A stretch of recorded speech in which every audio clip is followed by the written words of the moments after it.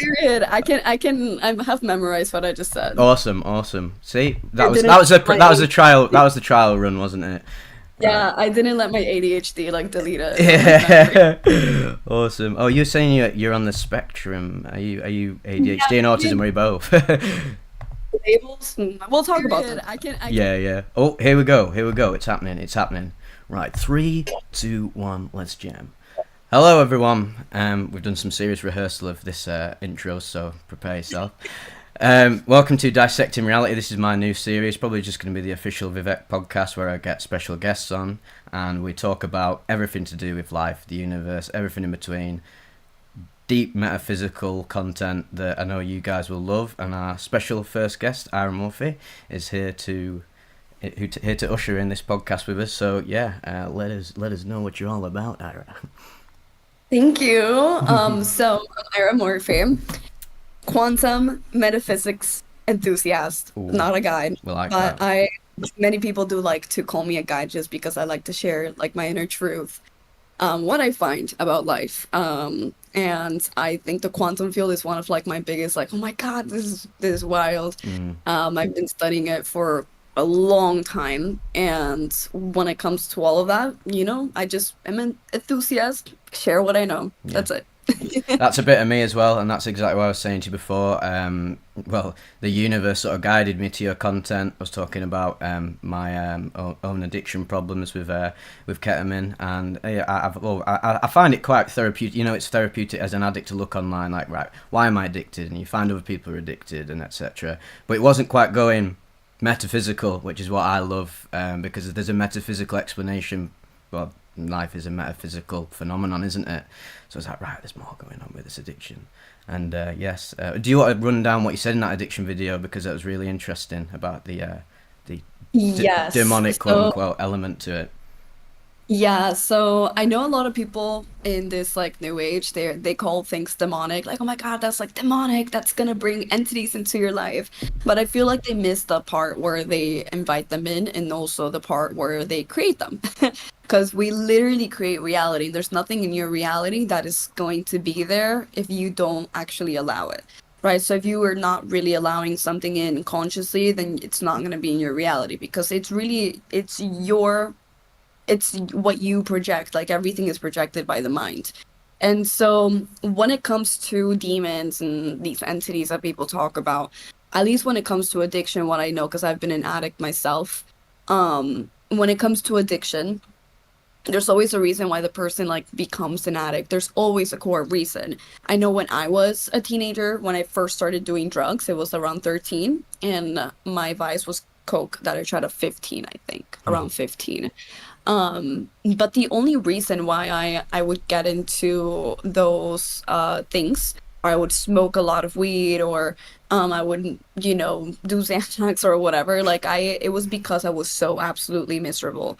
And at that time, I didn't understand like what was going on. I was still a kid as well, so I definitely wasn't like spiritual, although I was raised with like a spiritual family. Mm. And when it came to addiction, like there's always that feeling of like going back to it just to numb those things that are coming to the surface, right? In that case, I felt that, in that time in my life, I felt very like I was a bad person. I deep down, was feeling very unworthy. I was in an abusive household as well, so that really didn't help. And also all of those things, I just wanted to like get away from my reality, the point. Mm. And so when I would indulge in drugs, it would like make me feel really good for a little bit, but then the come downs were a thousand times worse. Mm. And those come downs would just dig me into a deeper hole of that Yeah. sorrow, that misery, that shame, right? And so that would lead me to go and do it again, just to have that little tiny bit of like dopamine. Mm. Especially what with coke, it's just like very small amounts of dopamine that are very short, very short. And so That's the irony of it, isn't it? It's the most expensive drug, yet it's the least satisfying of them all. yeah, it's the least satisfying because But sharp, like you satisfies. say, it's so sharp that it takes you aback doesn't it? And your brain, as a biological sort of machine, is like, whoa, what the hell was that? Like, not had that sort of Yeah. surge. And it's so reproducible, and there's sort of like this ritual to, a bit like rolling a joint. There's a bit of a ritual like that. Oh yeah, we're racking the lines up, we're getting the lines on the table, we're snorting Yes, them, and the then whole the thing, whole the thing. dopamine starts before you take the Coke. Yeah, Um, I always would ask my friends, like, "Oh, can I cut it? Can I cut it?" Because it was literally part of it for me. Like, it was a really important part. If I didn't cut it, I wouldn't enjoy it as much, if that makes sense. yep, But anyways, like with that, it always came from a place that was very, very low vibrational. And so if you are in a subconscious state of low vibration, you are going to eventually end up creating these kinds of entities or attracting them. They're called lower astral beings. People could call them demons, people could call them whatever they want, and there's different types, of course. I don't know everything because I'm a human being in like a little meat suit. yeah. Um, Tell the truth, I don't know where they come from, We love the but humility. You've got serious disclaimer, isn't it? We don't actually know anything. We're trying our best to figure out reality. really don't know anything, right? So, those astral beings from the lower astral realm, because the astral realm is like a reflection of this entire world. I would say I would even debate, although a lot of people call them different planes of existence. I think everything is just the astral realm, including this, and it's just different densities to it. Yeah, But anyway, so the lower astral realm is where a lot of these like subconscious and low vibrations come into like literal manifestation. So they become spirits, they become entities, they become actual legit like parasites that start sucking up on your energy and wanting to survive.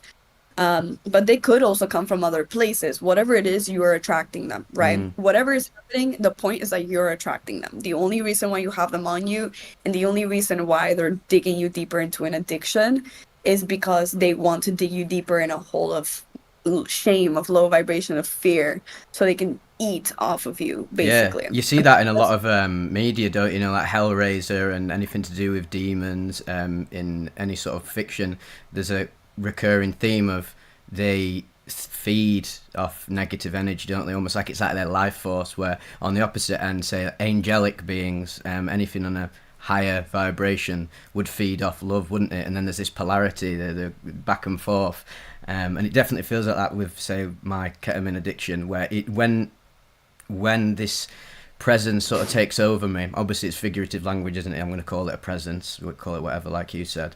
I'll have like the eureka moment. I'm like, okay, right, I'm aligning with I'm vibrating on a higher frequency now. I'm like, let's get rid of it. I'll buy the bag, and I'm like, I'll have a bit of it, and it puts me in a low state, and then I have the eureka moment, like snap out of it. Right, we throw it in the bin, and I'm like, okay, I've saved myself. This is what life's all about. This purity of mind, and then I just feel myself lowering, and then get so low, and you're like going back into the bin, and you're like, can I get any of it back? And then that's when you're operating on their frequency again. And I'm now very, very cognizant of that, which means that I'm now shedding that behavior and starting to operate higher, because obviously I know how to operate on a higher frequency, but I need to do it consistently rather than doing that. And I think being ADHD on the spectrum, you can have it can fluctuate quite a lot, and you need to learn to stabilize. Yeah, I feel like that's why a lot of people also like that are hyper, not hyper, sorry, neurodivergent, they indulge in drugs a Mm, lot, on addictions, etc., because they don't really know how to handle themselves because they weren't taught how to. Instead, they were like medicated. So they look also for other chemicals to like keep them in balance, but in different ways where they can manage better, right? So one thing about ketamine, I've only done ketamine once at a rave. The how did thing you is that I find it? can't I didn't like it. I can't do No, psychoactive. No, not after I was like 17, and um I mixed weed with acid with like a half a tab of acid too. Like wasn't even that much. that makes me go And crazy as well. A lot of psychonauts talk about, oh right, let's catalyze the experience. We'll have a bit of fun on the no. peak of the trip, and it's really like playing Russian roulette. It can either catalyze some deep awakening in you, but there's the thing with the weed. I think with people like us, we're definitely on the same wavelength here, is that it introduces this paranoia element and sort of messes with the purity of the experience, and it can scare you from psychoactives. Exactly. Exactly. So that was a terrible experience. Honestly, it was very spiritual, but I didn't understand. Although I was already in my spiritual journey, the spirit experience was so out of like this world that my brain just did not handle. It couldn't explain what it was. So when it tried to, it came to like a very terrible conclusion that just didn't make sense. And I went into like psychosis for months. Fuck. And but the thing that had actually happened, and it makes sense with all the shit I saw, because I even talked to the stars. I even like went into like different dimensions, saw all these different realities all at once. So I was really fucking confused. Yeah, but But I had a Kundalini awakening that was oh, very abrupt and like hardcore, and it wasn't like those nice Kundalini awakenings that usually people have. It was like one of those Kundalini syndrome awakenings where like the Shakti energy just like breaks through all of your trauma and just connects anyways. that's what happened to me. And So this is fascinating. You're divulging into the dark side. yeah, the dark side. Definitely that was not fun, but I got to see quite a lot. To this day, I still cannot explain it, and I don't expect to explain it. But I think the most important thing that I have learned to do, because I couldn't smoke weed after that ever again. Me neither. Um, It's on two levels. On like I feel some biological level, some chemical level that your brain then reacts with cannabis differently after you've like opened the gateway into the higher realms, and then on metaphysical level, like you literally, it's like it's not the same substance anymore. I yesterday, well enough, you brought it up. I went to the lakes yesterday. I live in this really beautiful area of the UK, so we've got the Lake District about an hour north of me, and then we went out for my mate's birthday, and then they all smoke weed, like not massively, they just enjoy it casually. It works for them, and it used to work for me, but whenever I'm around it, I have that moment where I think, no, I'll definitely enjoy it this time like how I used to. There's obviously some like shadow element of like, oh, you used to enjoy smoking weed and relaxing and taking yourself out of your ADHD brain. And now, funnily enough, reality sort of gives me like a hyper slap for being like, no, you should know better than that. Your brain doesn't like it. And I have it. Literally just had one like nano toke on this joint.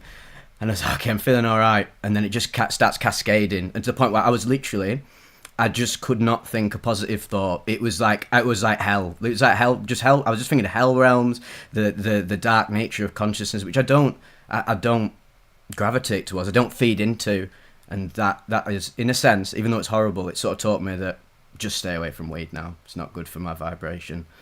yeah, I agree, honestly, and I think your experience like really highlights how it felt for me to smoke weed after, because I was a huge stoner, like Yeah. crazy. Like I would wake up and I would smoke. I had my cart with me. I had my weed with me. I would smoke before school. I would smoke during school. After school, I would smoke to eat. I would smoke to sleep. I would smoke to watch a movie. Bro, I would smoke to for everything. Yeah, same here. And it was just like once I had my spiritual awakening, it was just different. Like smoking weed was different, etc. And then that trip Mm. on. It opened something, and then after that, I tried to smoke again. And I actually smoked very recently, which I'm gonna tell you about because I feel like you really need to listen to that. Oh yes, please. Um, but yeah, so I would smoke when I was like in that after that trip, and it literally felt like my whole reality was just like this fake thing. Everything looked like super fake. Game, like GTA, like gameplays, super fake, bro. Mm. Like absolutely fake. I felt like there was no energy. Like everything was just like fake. You Yeah, know, like it's there so was no. virtual, isn't it? You got that virtual feeling. Well, yeah, and so then I started getting paranoid, and I would have all these like thoughts and visions of like me being inside one of those matrix like Oh yeah, the the freaking. like the energy cells that the machines are using to power it. I would see that in my mind's eye, and then I would like this dog, for example, came in, and I felt like the dog was like having pity for me, because like I was the fake one. Like they knew they were real, and I was like the fake one. I was the one living a fake reality. No one else was fake, just me. So I was like a clone, which was like my psychosis when I had it. And so when I felt that, I was like, fuck that, I'm not smoking weed again. And I did try it multiple times, very little, the micro, the little Yeah, micro hit, the nano dose. the nano hits, yeah. And the same shit would happen every single time. And so I let myself heal because eventually, like, I would have really hard panic attacks and, like, even like a sort of epilepsy when I felt like I was about to go into psychosis because I would watch a movie that would trigger my psychosis, make me feel again like a clone, like I'm fake. I would like look at a TikTok and it would trigger my psychosis, whatever.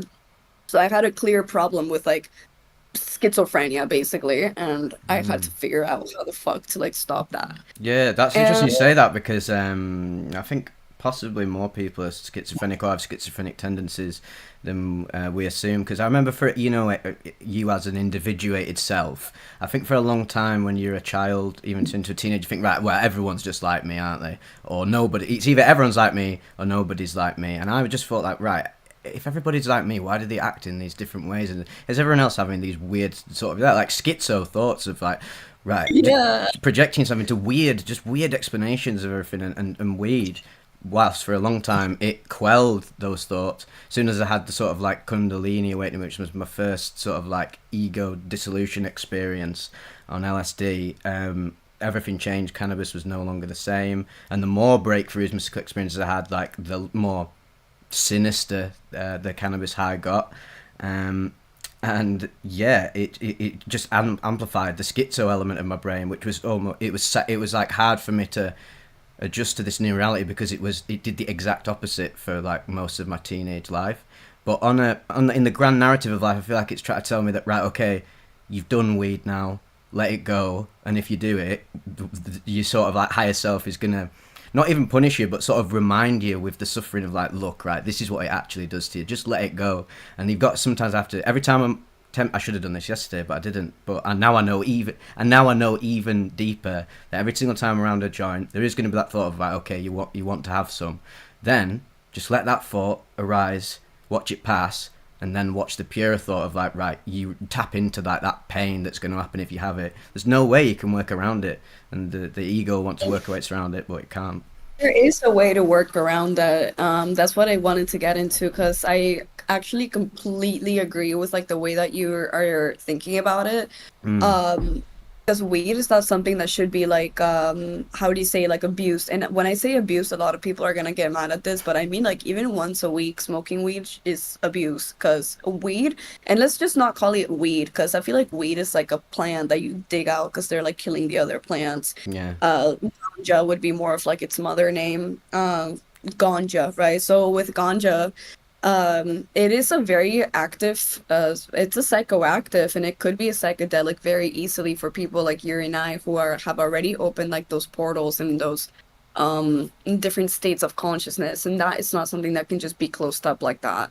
And so when we do things like that, I guess we have the intention of just doing it to smoke and just like how we felt before, etc. But Mm. it is a very big psychedelic for us. I know it's a psychoactive for most people, but for people like us, it becomes a psychedelic. And so, the other day, actually, this was like 2 months ago. I don't know why I say the other day. So 2 months after doing all my journey, and I no longer have psychosis. I stopped having psychosis around like a year ago was like my last epileptic panic Oh, attack. nice one. I bet you were glad to get rid of them.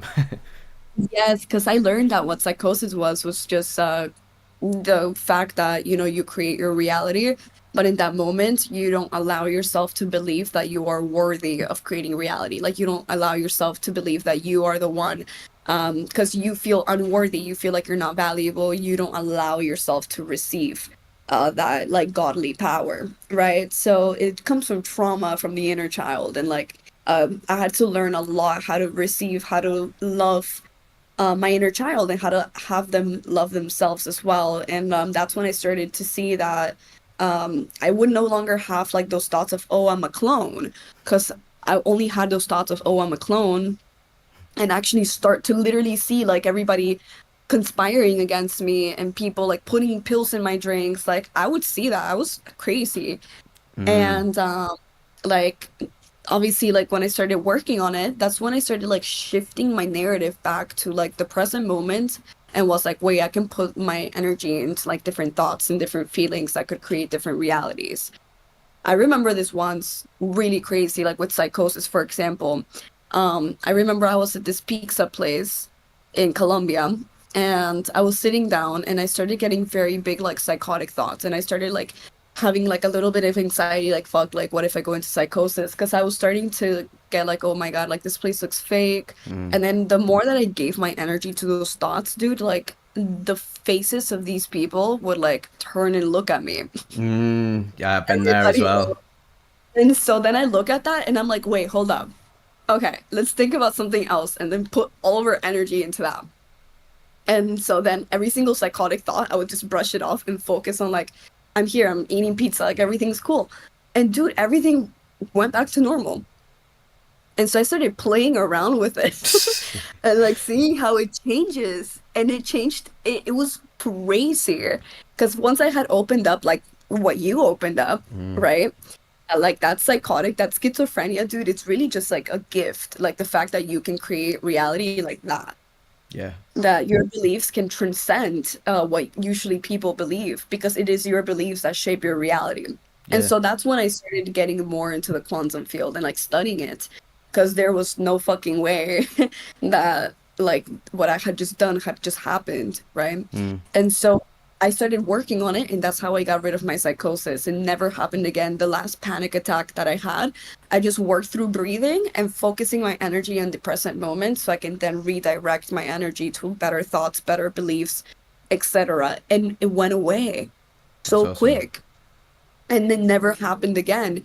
Every single time, like I even have one thought now, because it's like sometimes very, very rare. One thought, I just brush it off and then let it be. Yeah. And so that's what happens when you are smoking weed, is that that gets triggered. Yeah. And so since like all these different things in your brain and all these shadow aspects that come to the surface, um, it's it's really hard to not give your attention to it and then have your reality like morph Mm. in accordance to those thoughts, if that makes sense. Yeah. So last time I smoked weed, it was only 4 hits. And I was like, fucking, I'm ready. Like, let's try this again. Let's go into the deep And end. you know what happened? Go on. Remember those bad thoughts that you said that happened like when you smoke weed? Okay, those happened to me. And so for a little bit, everything again looked like a fucking game. Like it looked so fake. Everybody's face looked fake. And so everything looked just like it's just fake, right? Mm.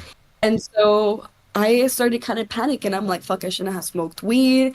And I started getting all these thoughts like, oh, they definitely know that I'm tripping out. Like, they definitely know that I'm crazy. Like, they definitely, I It's like they're am so in on weird. this conspiracy. Yeah, like I'm so weird. Like they definitely, I just started to get super insecure Mm. and I would just like change poses. I was so hyper aware of my face expressions. I was so hyper aware of every single word that came out of my mouth.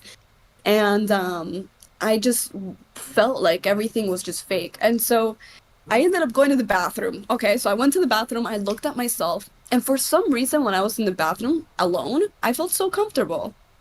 Why was I Aha. comfortable? Yeah. Alone in a bathroom, but with other people outside, I got uncomfortable.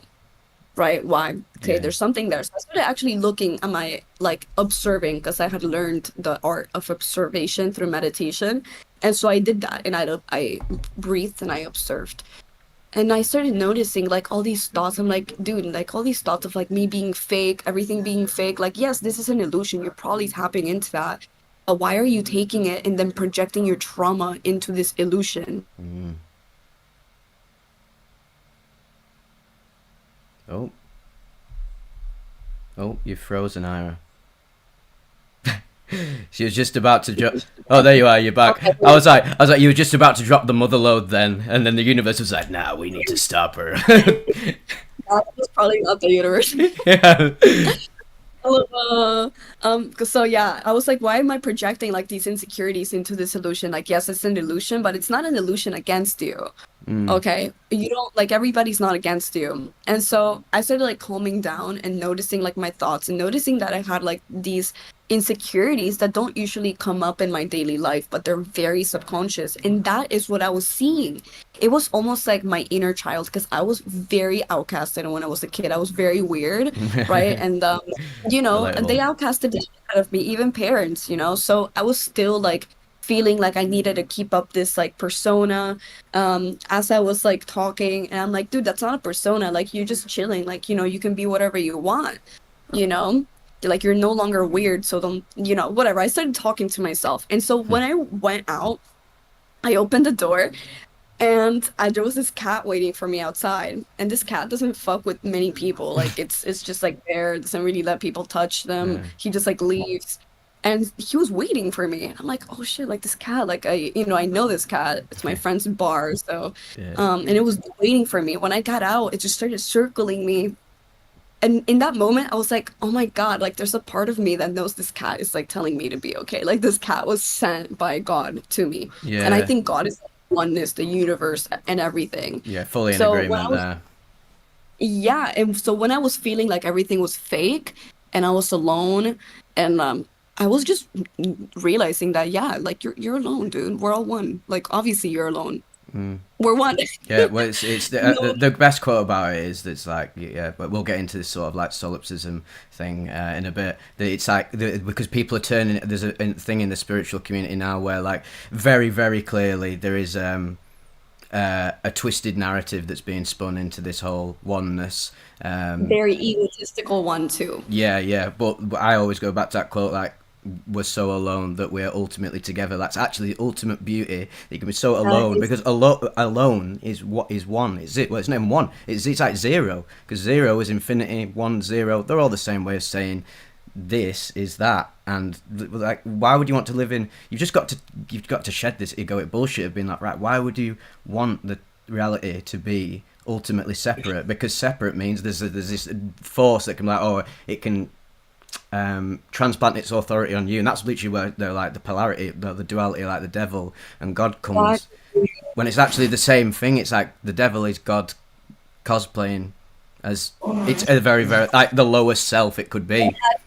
As its lowest vibration. Mm, And so that's like the thing about solipsism is that the thing, like with in that instance, like with my psychosis, I thought I was alone. Like the fear that I had was that I was like, and it was hell, dude. I promise you, like my psychosis, what I would say back then, I was like, I would rather have like I know this is like TMI, but I would rather have my entire family like massacred than live through that again. Like I that's get how you. bad it, Yeah. right? Like that it was hell because at that moment I felt like it was eternity. Because it is eternity. We are one for eternity. Like it's only you here. But I am also you. And you shouldn't discredit my Hello, me. experience. You're having yours. Yeah, You know yeah. what I And I'm it's also here clearly this with is clearly great. This is a clearly great. We're talking about it right now. We're not spinning it into anything malevolent, but oftentimes, like, yeah, you can come away from like I could come away from this, and then my ego starts spinning again because I do have quite an erratic mind, but it's also it's a blessing and a curse. But I like to see it more as a blessing. And there's going to be a point where like the ego's like, it's just gonna bring up that narrative again, and it's gonna just kind of try and twist it because the ego doesn't. Well, the ego's enemy is unity, isn't it? In a sense, because the ego is the fear, it is the thought of separation. It's an illusion. yeah, yeah. 100%. And I really like. I'm really glad you've described your cannabis experience there because these are the insights that have been like popping up that are sort of keep getting like quelled by the intense negativity, but they're always there because I know what my purest self really Yeah. is. And yeah, So I what had it I yesterday where you were saying like there'll be little things in reality like you'll be skitzing out on weed or even just skitzing out sober or something, and then yeah. you're subconsciously giving energy into it, even though your higher self is like, no, don't do it, don't do it, don't do it. But then something in reality will happen. I was in the car yesterday when we were driving back, My mate was obviously sober, of course, but all the rest of us were like pretty stoned. And then I was just literally just in like hell. I was just spinning like hell realms and like dark imagery, and I was just trying like, no, no, don't do it, don't do it. And then my mate would do something really funny and sort of like, it was almost like him winking back at me as myself, as the universe. He'd do something hilarious that then snapped me out of it, and it was like, okay, this is the universe or myself trying to tap me back in to the ultimate love that is reality. Yeah, it's literally where I was getting at, dude. Yeah. And it's so funny that you say it like that because it's like that. Mm. It's like that. Like, you look at everything and it's just a reflection of that oneness. Like everything is God. And so when I had that experience where I was getting to, it was that like the cat was there with me and I felt like I was like, holy shit, like you were here this whole time. The cat was me, I was everything, like the oneness was just there with me, taking care of me like a child. And so when I got back to the table, like everybody just started, like I started noticing that everything was connected and everybody was always speaking to each other, like we're all always communicating and like calming ourselves, like we're always, how do you say, like we're walking each other back home, literally, Oh, what a right? And great so quote that is. Yeah. yeah, and so when I left oh my God, this fly. I That was was like you. the That was you. Like, yeah. Here I am. yeah, so when I got back in the car and my boyfriend was there, I was telling my boyfriend I was like, holy shit, this trip was started out really bad, but it's so good now, Yeah. because I allowed myself, listen, the key is allowing yourself to know that you're not alone and allowing yourself to receive love, which is not something we're used to because when we're little, like we have so much trauma that makes us believe that we're not worthy of love, that we're separated, right, from everything, that we're separated from that love. And that's what we believe internally, our ego tells us that. But when you break through that, when you break through all that like hardcore negativity that comes up, Mm. like you're gonna have an amazing trip. Like even the radio, like not the radio because I don't listen to radio, but I was Nah, playing a totally. song on Spotify Yeah. and then my playlist just stopped. Like it played a random ass song that was just not even mine. And I'm like, why can't I change it? Why can't I change it? And I couldn't change it. Like it froze. That song, it just played, it froze. I don't know that song. Yeah. And I didn't like the beat, but I was like, okay, let me listen to the lyrics because it's like more likely a message, okay? And dude, this song was like, oh, we're all in this together. You need to be patient. We're breaking free. Like, we are like it's all about coming together, like we're one. And I'm like, holy shit. This is literally what I'm experiencing right now. That's a And peak every single synchronicity. thing did, dude, yeah. Mm. Every single thing, it was just like it was made for me. Like it was the oneness and me. And Yeah. I was part of the oneness, but it was my turn to be conscious and my turn to like live. And so everything is just taking care of me.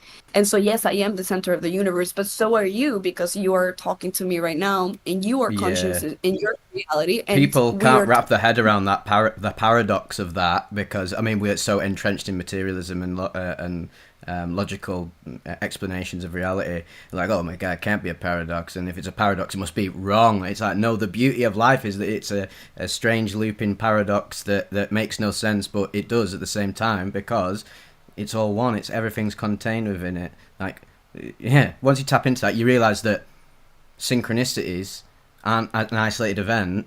Your whole life is a synchronistic event, quite literally. and you didn't notice it And most you of the did time no, because no, you don't because you get programmed as a youth. But in a sense, the programming you even had is like there's a beauty within the separation because to understand the beauty of unity, you have to go through separation. That's why God incarnates into a finite form. that is crazy, dude. Yeah. Because that's literally why we came here, like why we are doing all of this, why we split ourselves up. Like that is literally why. And I think the whole point is eventually what I think the human race will come to, like once we are more advanced, is that we are gonna be like, we're not gonna be a hive mind, but we are gonna be very tuned into our oneness, Mm. right? Tuned into like the truth that we are one and we're going to be active in it as well. But we're not going to be a hive mind because that's very different, right? Yeah, I'm glad you touched upon that because I think everybody's had that thought in the spiritual psychonautic community of that. Okay, right, we're in this point of humanity's evolution as a consciousness, as a figment of or fragment of consciousness, and we're just going to keep evolving. Consciousness is going to keep becoming more integrative. I think you see this everywhere throughout the world. Like, there's we're having a tough time of it. Like, obviously, there's so many different consciousnesses or conscious bubbles. That's very figurative because it's all just the consciousness. But some parts of it are like, okay, we need to globalize, and then other parts are like, no, we need to separate, and then the other people are like, no, we've got to have some other idea. So we're in the dark ages of consciousness in a sense. A lot of people have said that. Still, it definitely more puritanical than it has been, but like. Yeah, I think everyone thinks at some point, okay, well, 5,000 years down the line, how conscious humans are going to be? Are we just going to be this like collective hive mind? I was like, no, because we're still in the individuated realm, aren't we? So we'll still have our individuation, but we'll be more connected, like we're doing right now. Yeah, and that's the whole point. Individuality, like I always say, the ego is not a bad thing. No. The ego is just really meant to be a tool, because the ego is really just like identity, and identity is made up of beliefs. Beliefs are made up of thoughts and emotions that are incoherent, and those create feelings, right? So really, beliefs are made up of feelings, and that's it. And they're all stored up in your subconscious mind. And so that's really your identity, right? That ego, that thing that makes you feel separated from the other person. But the ego could be really submissive to the soul's will if you train it to be, and you work with the ego towards actually calming it down. Because really what the ego is just the fear of the inner child. Like if you boil it down to that, it is literally just the fear, not the inner child, but the fear of him. Okay, so those fears are like then projected into egotistical ideas or ego driven things, like, oh, like you're not worthy, you're not going to be able to make this, like all of those things are illusion. So the ego is really just like it's meant to be a tool, and I think once we collectively how do you say, domesticate it? That's a Where we great term for it, because that's what you're doing. Yes, There's an obsession with like, especially in the psychonaut community, of like, right, we gotta kill the ego back, get rid of that shit, like, I'll become my pure self. And it's like, well, no, if you were your pure self, you wouldn't even be, well, you wouldn't be a physical three-dimensional being, would you? you would be gone, like your body. That's what happens when you have an ego death. You literally just, like, there's no fucking way you can function, because you don't, like, you're not here. No. So when it comes to the ego, like, yes, you need it to eat, you need it to talk, you need it to be here. You can't kill it. And if you, like, anybody who says they have killed it, they have just they have really just domesticated it more. But even them saying, oh, I have killed my ego, that's their ego. Yeah, that's the twisted irony of it, is and you see this a lot in psychedelic community, where people have these super transcendent experiences and they become sort of like a Zen devil, where like they have objectively had these experiences, but then they don't integrate them fully, and then they twist it to suit some agenda that they have, and to proliferate separation. And it's a very real phenomenon, and sometimes I think in psychedelic community it's like, okay, I've had an ego death, I've done it, I've made it, and then you have that thought, and then okay, this thought then leads to other thoughts, and then you're like, okay, I've made it and other people haven't, therefore I am better than them. And yeah, it's really quite twisted. And that happens every single time somebody wakes up. Like, there's no freaking way to, like, skip that stage. No. There's no way. No, you've got that's part of the journey, isn't it? That's it. You then provide. If it was as easy as, no, well, life isn't easy. Life's the most complicated thing in the world. Like, it's not. You don't just have one awakening, and then you're like, okay, I've done it now. It's like, no, literally, life is infinite. There's not a point where it's like, okay, right, you've reached. It's not like a video game. It's like, right, you reached the game, you finished the game. You put it down, you uninstall it, and then you get the next game. It's like, no, it's just one continuous game that keeps challenging you, because God challenges itself in infinite degrees. So yeah, as someone has an ego death, like I had my Kundalini awakening, and I didn't even know what the fuck was going on. A bit like yours, I was so super confused. It did like spin me for a long time and scared me off psychedelics. And I was like, okay, right, now I just kept typing online, like, took psychedelics, had like some cosmic orgasm, and thought about the universe quite a bit, because I didn't know what an ego death was, and I just was like, what the fuck actually happened to me? I was like, oh, it's all in my mind. Then I stumbled upon all these terms: Kundalini, ego death, transcendence, awakening. I was like, okay, I'm piecing it together, became at peace with it. Then I moved on. But then when I'd had my next awakening, it just be even deeper, and I was like, okay, this rabbit hole literally goes on forever, and I can go as deep as I want. But I'm at that point now where I'm like, fuck me, just chill out, get back into this positive ego, and start start living life and stop chasing these states, because then you'll get hyper slapped by the machine elves or something. Literally, and now I feel like I have how do you say it? So just like really similar to what you just said, like you just, there's all these terms and Mm, you keep going down this rabbit hole, but I think like when life starts to actually really teach you real wisdom is when you start to experience more your more in depth your own spiritual awakening without having other external sources like tell you what it is.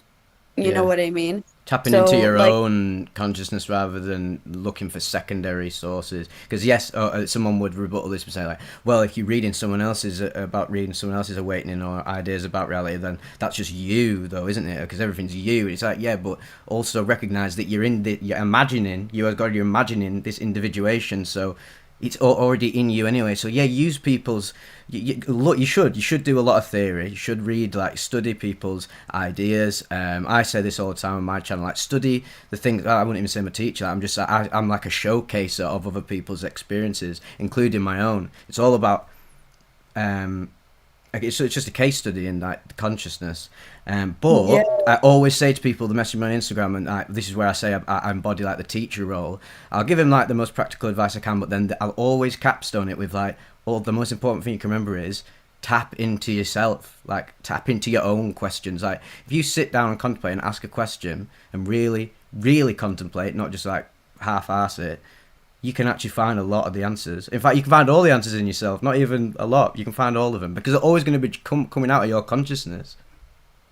ex and so there's like basically a kind of like a symbiotic relationship between you and like your external sources because one thing I once again like just like literally what you're doing like in the beginning of my course, for example, I always say, yo, like the most important thing you can do while watching this whole thing is just question everything I say. Yeah. That's it. Just question it. And because the whole point is that you build your own truth. Like I'm just telling you mine, I'm telling you my filter of life, but I want you to question it and see if you actually resonate with it. Because if you don't, then you don't.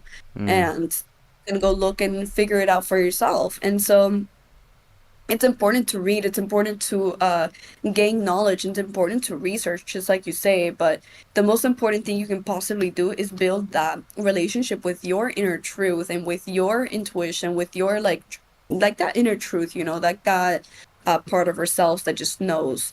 And then almost like every single time you gain information from the outside, you can kind of like proofread it with mm, that inner truth, right? And be like, oh, do I resonate with this or do I not resonate with this? mm, Right? Really ask yourself. yeah.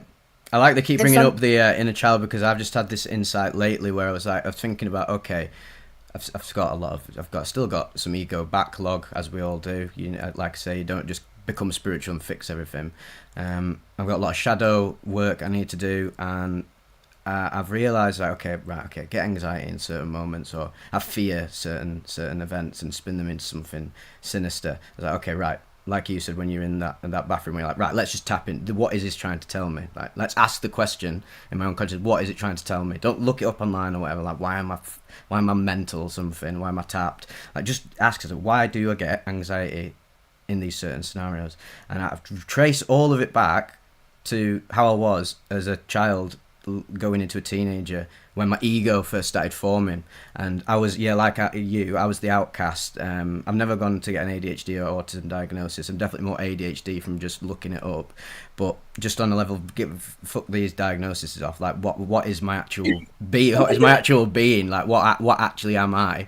And I was like, well, I'm something that's realised what it is after a point where I realised where I thought solidly that I was the inverse. I was like, you're nothing, you're not this, you can't do anything. I was just your classic like 4chan incel, played World of Warcraft all day for ages until I took MDMA, and then I was like, pachoo, I've opened my mind. Like it destroyed the barrier of separation. That was the first time I ever truly opened my mind. And ever since then, I've been super spiritual, and I've tried loads of psychedelics, had sober mystical experiences, but there's still that residual child energy that stops me from actualizing deeper levels. Like I get super, and I know it's ridiculous because every time I always face my fears, I always bite the bullet, but there's still, I would like to get to a point where I don't even need to just, because there's always going to be a bit of fear, but like it's debilitating and it's stopping me from like I need to take, well, I want to take my YouTube further. I'll go to America. What I'll do, like go to VidCon and do all this mad stuff. And then when I think about doing that, I know I'm going to do it regardless. But this the thing trying to hold me back is that fear that all stems from being a child who thought you can't do any of this shit. So I really need to work on Yeah, it. well, it makes sense because your subconscious mind was programmed in the first 7 years of your life, and you were a child Mm, in those first 7 years. So literally, what people live is just those first 7 years on repeat, if you think about it, until they're ready to process the things that they lived in those first 7 years. Because, like you said, like your ego wasn't properly functioning up until probably like age 5 or 7. It wasn't even properly functioning there. It was just starting to, yeah, because that's the masculine energy, right? Like we have the masculine energy, which is like the ego, the identity, the order, the mind, the you know the more of like the external, right? The things that can do the conscious mind, which is 5% of the mind, the will, action, yeah. whatever. The And hyper that's rational element of yes. the highest self of consciousness, and yeah, Exactly. So when you end up like creating, for example, the ego, like it ends up coming before that, before the masculine steps into place and gives yourself an order, you have the feminine. And so the feminine is the emotions, the intuition. This is why you see children being more like they get very overwhelmed with certain emotions. They are more like very, very abstract. They're very abstract. They're very like just there. And so mm, when children are strictly in the feminine, they are developing perception off of emotions, and they're not emotions that are regulated by the ego, because there's really no like rationality behind them. There is just emotion, like whatever went through it, they can't really rationalize it. They just have the emotion, even if it's, for example, like your mom screaming at you because you painted on the wall.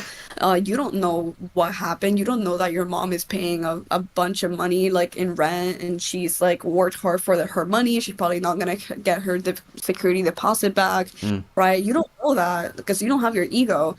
All you know is that you got scared because your mom screamed at you, and since you were creatively expressing yourself, now you shouldn't do that. What a fucking And great so point that is. it's recorded. Yeah, And so later on, when you're an adult, you probably don't even remember that memory, but that vibration stuck and yeah. it stayed in your subconscious. And so later on, every single time you try to do something and you try to take action, you try to use your creative energy, you get stuck because you don't even know why. But Well, there's a part of your ego that is like, oh, don't do it, because your ego is now trying to protect you, right? Oh, don't do it. You're gonna get rejected. You're not good enough. Blah blah blah. And so that, if you really dig into it, is really just that initial core memory of the child when it was trying to paint on the wall and its mom just screamed at it, this right? is producing So some serious revelations in myself right now because, like you said, and that example you gave, I just thought, like, okay, right. My main fear is of like um, seeing more of reality, which I actually love. The I-ness, the actual pure I-ness, loves experiencing all of reality because I'm literally God that's realizing itself. But there's still that, yeah, the childlike energy, and I was like, right, okay, where's that come from? And I remembered for like the first 7 years of my life, like I didn't at school, I did in the summer holidays, I just stayed in, and there was a fear of like, okay, if I leave the house, I leave the safety of the house. Anything can happen. I couldn't even go to the shop and like go and get something I wanted, like a drink, for a very, very, very long time actually, just until I was like a teenager. So it was not only was it just the first 7 years of my childhood, it just kept proliferating and getting more solid and so just crystallizing so much to the point where I literally was just a hermit. And then I had an absolute 180 when I got into psychedelics and mysticism. So, but it was so sharp that there was no smoothness of the transition, and so I'm still working through that and trying to fill in the gaps so that I basically process that fear that governed my life for so long. And that's exactly why. So I'm going to Edinburgh tomorrow for a few days, and I know I'm going to do it anyway. But I know there's going to be a point as soon as I go to that train station, then that inner child energy starts flaring up. Like, oh, what's going to happen? You get on the train. You get on the train. You're going to go to Edinburgh. You're going to. I don't even think about like bad stuff. I don't think someone's going to come around the corner and like take my head off with a gun or whatever. Like that's just ridiculous. But it's like little subtle things like I'll get on the wrong train or I'll go to Edinburgh and I'll just fuck it somehow. Or I'll lose my wallet. Just like little things that I like my old childhood self would have done because my mind was so clumsy. But it never happens. But there's still the fear of it, and I'd like to get the fear away so that I'm more Get your motivated. child to trust you. That's Yeah. how it goes away. The only way you can get your child to stop, it's literally like think of it like a child, because it is. It's recorded in the first 7 years. So it is a child. And so if you think about those moments where like you say your inner child flares up, you have your ego trying to put fear in you, that is when you should start to be there for yourself and just tell them like, hey, it's okay, like I got this, like you're with me, you're safe, you're safe, right? The whole point is you're safe. Okay, there's no reason to right now, right? We're alone. Yes, I understand like your emotions are valid, but I got you. Like you're here with me and let's do this together, right? So the whole point is to You just gotta love it, haven't you? You just gotta love it. yeah, literally, you need Yeah. to be an authoritative, like you need to be the parent in that situation. You need to take not control, but I would say authority over the situation, and that's how you have your inner child to just kind of lay back and be chill. And now you have all these qualities. Oh my God, that fly. There you are Um, again. that's reminding me in some like telepathic Oh, yeah, must something, be. but yeah, so when it comes to that, you need to just be there and be like almost kind of like a nurturing parent and bring Yeah. out that authority for the Yeah. child. So otherwise, it's not going to trust you, and it's also not going to trust you to take the lead and do things. Yeah, you don't And want to that's when suppress it, do you? You don't want to suppress it, or else you're just going to exacerbate it, and it's just no, going to prolong the. absolutely. Yeah. That is what brings out like all these things that we have in our mind, like all these negative thoughts, all these negative beliefs. The only reason they're there is because we didn't let ourselves process that when we were children, so they got stuck in the Mm. subconscious mind. Like if in that moment that, for example, let's bring back like the child painting the wall. If Mm. in that moment the mom would have came and screamed at the child, but then been like, "Oh, I'm sorry, I shouldn't have screamed at you. You know what? I actually, we don't paint on walls, right? Because I'm, I have to, I work hard for this, right? I work hard for this, and I would like for you to respect it. But that doesn't mean you can't paint. You should paint here. Let's just do the same exact drawing. We can take a picture of it, and we can do it on this piece of paper, right? And from now on, just paint on the piece of paper because this is like mommy's, right? Whatever. So in that moment, the child would have gotten a rational response. They would have started to understand why they shouldn't paint on the wall. They would have, still gotten screamed at, but now the frequency of that vibration was settled, right? By the parent allowing them to feel the emotion. So they would have been like, hey, it's okay. I'm sorry I screamed at you. It's okay to cry. Anybody would cry if they get screamed at, right? Validating them, not making them feel like they're not valid of their emotions, and then helping them process, like waiting for them to calm down. And then, you know, then explaining to them the rationality of the situation. But that would be more of like, okay, the emotion came on and then got processed and then it left. And so now you wouldn't have like that vibration like stacked up in your subconscious mind, right? You wouldn't have that.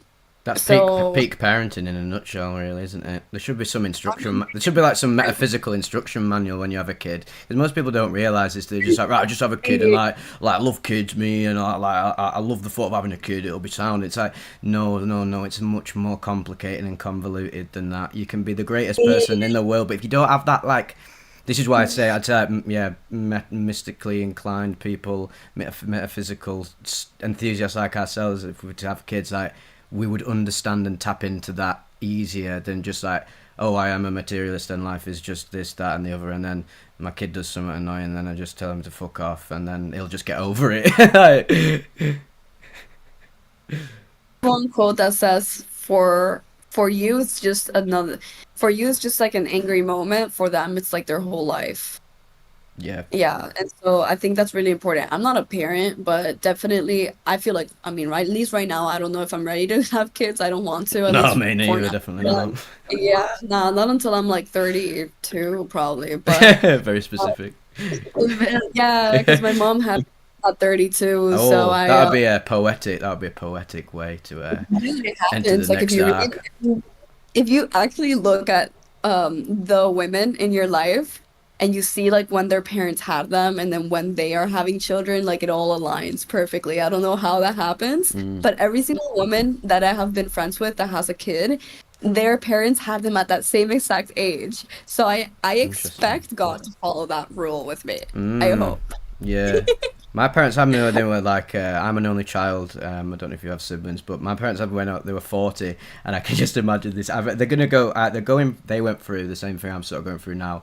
Probably were together, like yeah, for quite a bit. And I was like, nah, let's not have kids. What's the point? It's just me and you. I'm sort of like that. If I had, that was sort of like one of the things I kept saying to myself. I was like, okay, there's a big thing with me and a romantic partner. They would have to both be on the same wavelength of like, we don't want kids now or ever. But then naturally the way life progresses, say I get to 40 with my significant other who end up meeting, and then that's probably when the thought will crystallize and it's like, oh, it's like my mum and dad happening with me, because that there's that, it's like something like as above so below nature, isn't it, that connectivity. Or too, because I definitely do feel like 32, like I'm gonna be ready for that. But as Mm. of right now, definitely I want to like learn more about myself, have more life, and be able to heal more, so I don't have to like traumatize my children, because I don't even know how I would do as a parent at the Yeah, moment. yeah. I I've got some serious shadow work and healing to do, and it's yeah. good to be cognizant of that. I think again, there's a bit of an ego in the spiritual psychedelic community where it's like, no, I don't have any shadow work to do, man. I did it all. I'm just pure. Oh I'm a my being God, of pure light energy or something. It's like, or you don't even realize that statement is quite literally the epitome of the shadow work that you need to be doing.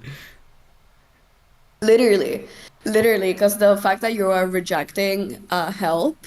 Mm, That is something like that saying, "Oh, I'm fine, I'm fine, I'm fine." That's like some sort of hyper independence as well, saying you don't need help, that there's nothing wrong with you. mm, That is also like a coping mechanism, and it's coming from somewhere. So yes, boo, you need shadow work. yeah. But yeah, no, definitely. This whole journey, I mean, like, if I were to have a child, I mean, I'll have it. Like, I won't abort it or anything like that. But I don't know if I'm ready, and I think that's like how a lot of people feel. It's also like random as hell. Like, I am saying like all the 32 like years old thing, but Yeah. how I see children happen, at least like with my friends, it's like super random. Same way with my friends. 1 minute they've got a partner and it's going really well. I was like, oh, yeah, I can't see them having kids at any point. Then before you know it, you go on Facebook and it's like, oh, we're expecting in the next week, and it's like, holy shit, man, what the fuck.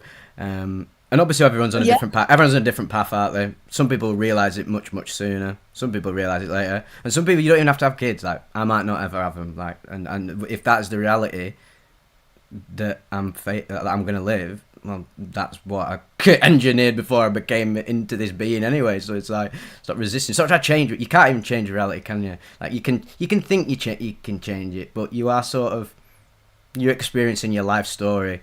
Um, it's interesting, that free will versus determinism debate, isn't it? It's like, what do you think about it? Do you think it's a bit of both? Because that's what I think it is. free will Yeah, or fate. free will versus determinism. Yeah, like fate versus your own conscious ability to manipulate reality. I think it's okay. So have like a little bit of like a mixed thought with that, because the way that I Same. understood free will is from like different, because I've the trips that I've had and things like that, they shed a lot of light, but I've also I channel, so I'm psychic, I channel all the time, and I Mm. always get visions, I always like through meditation as well, like I've asked quite a lot of questions, and so the damn Here flag. we go again. It's like, don't Yeah, tell them, no, they're not ready. part of the podcast too at this point, I think I mentioned.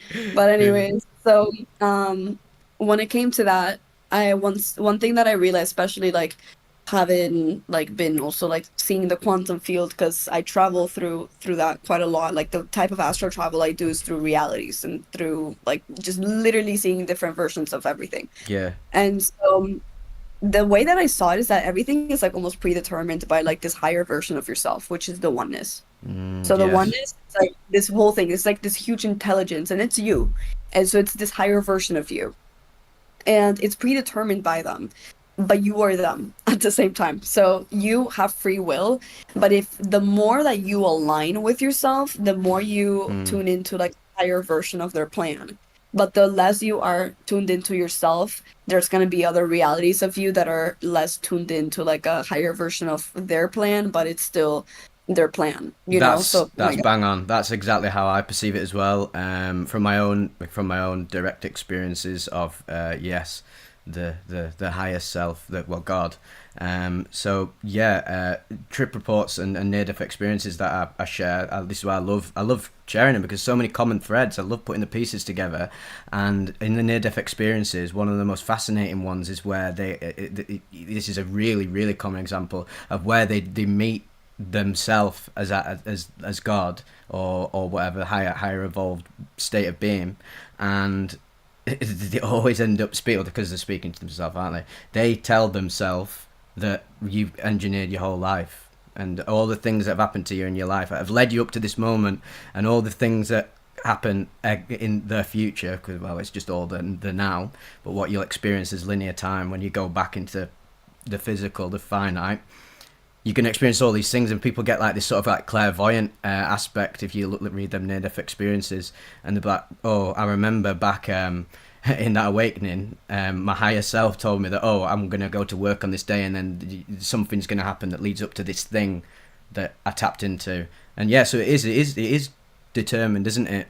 But to exist as this finite self, we have to have like this free will power, and yeah, but there's every single possible reality is determined. Like, you could have the free will I could now just go, I could have the free will now to be like, right, I'm just gonna go into the street and just go crazy and like take my clothes off and run in someone's house and start like attacking people. I actually do have the ability to do that, like I actually That do. exists in the quantum field. That exists. Every single thought that you have, every single thought that you have, dude, every single one is all like eventually one of the versions of you is going to take action on those on that thought. Like if you literally put like if you have like a literally intrusive thoughts, for example, like when you get intrusive thoughts, oh like let me stab my hand, there is literally a reality that did it. Like eventually you end up taking action in some reality. The Mm. way that I know this is because there's like different conferences that I've seen between like quantum physicists who are open to the metaphysical, but also even prior to me like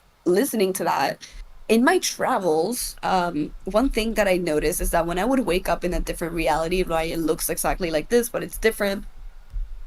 I would notice that when I would think, it was like all the realities were connected. Because when I would wake up into different realities, I would know I was be very, very, very aware of the collective consciousness. I would be very aware of like the thoughts spectrum, like the thought spectrum, the feeling spectrum. And I would notice that when a thought would come on, it literally felt like it was coming from like a web of realities. And so when the thought would reach me, I could be like, okay, well, do I want to act on that or not? And I would be like, okay, what? I don't want that thought. And then I would pass it on. And when I would forget it, that is when it would go on to another reality. And I would literally feel the thought like just traveling through the quantum field until somebody took action on it. Yeah, That was you've hit the nail on the metaphysical head there, because that's the insight I've been having lately, where it's like, okay, right, I've got all these paths.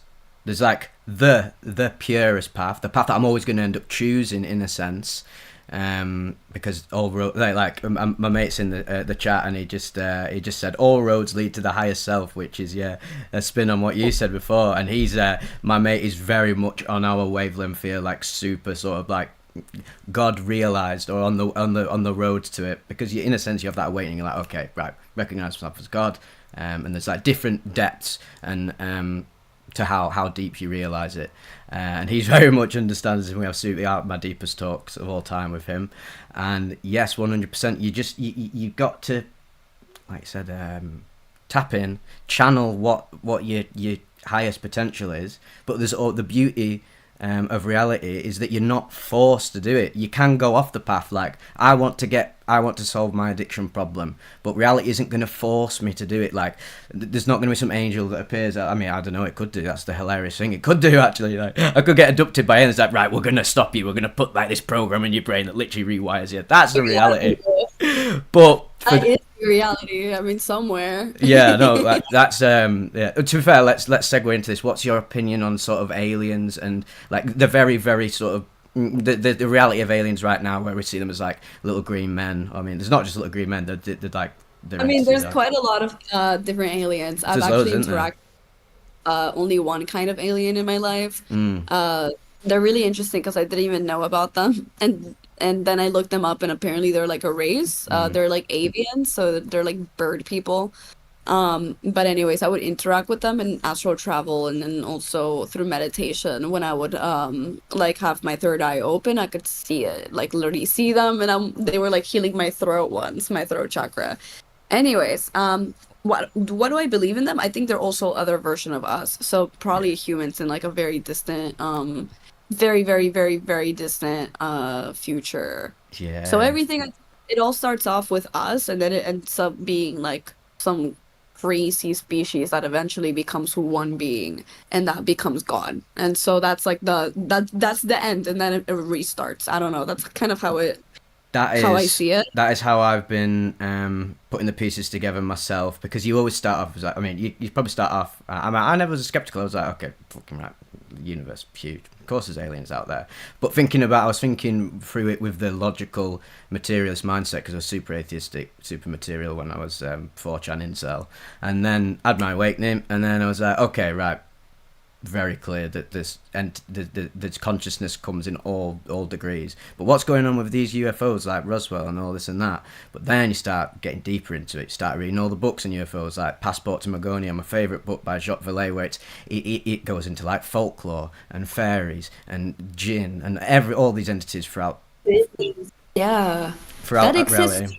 An elf myself. Like I've seen an elf like twice in my life. Mm. Once it was literally like I saw it with my physical eyes, and then another time I saw it while I was like in sleep paralysis, and like I usually go into sleep paralysis sometimes, but it's not like bad all the time. Like it's just like a state in between Mm. the astral and here. And I saw an elf once. She was so mean. Oh my God. No, she And she was a was sinister elf.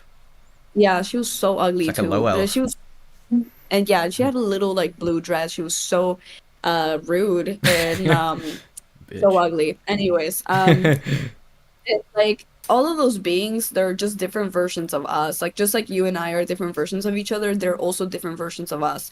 We are right now connected through like a collective consciousness, but if we really wanted to access the universal consciousness, I do believe that we could access the Akashic records of like the universe, but I don't think that Mm. we have I don't think that Our as consciousness sub is too limited right now. Even though there's the degrees of yeah, human consciousness, you also have to realize that yeah, God decided to incarnate into to filter its consciousness through this thing that we call a brain, which is imaginary, but there's still yeah, imagination and reality.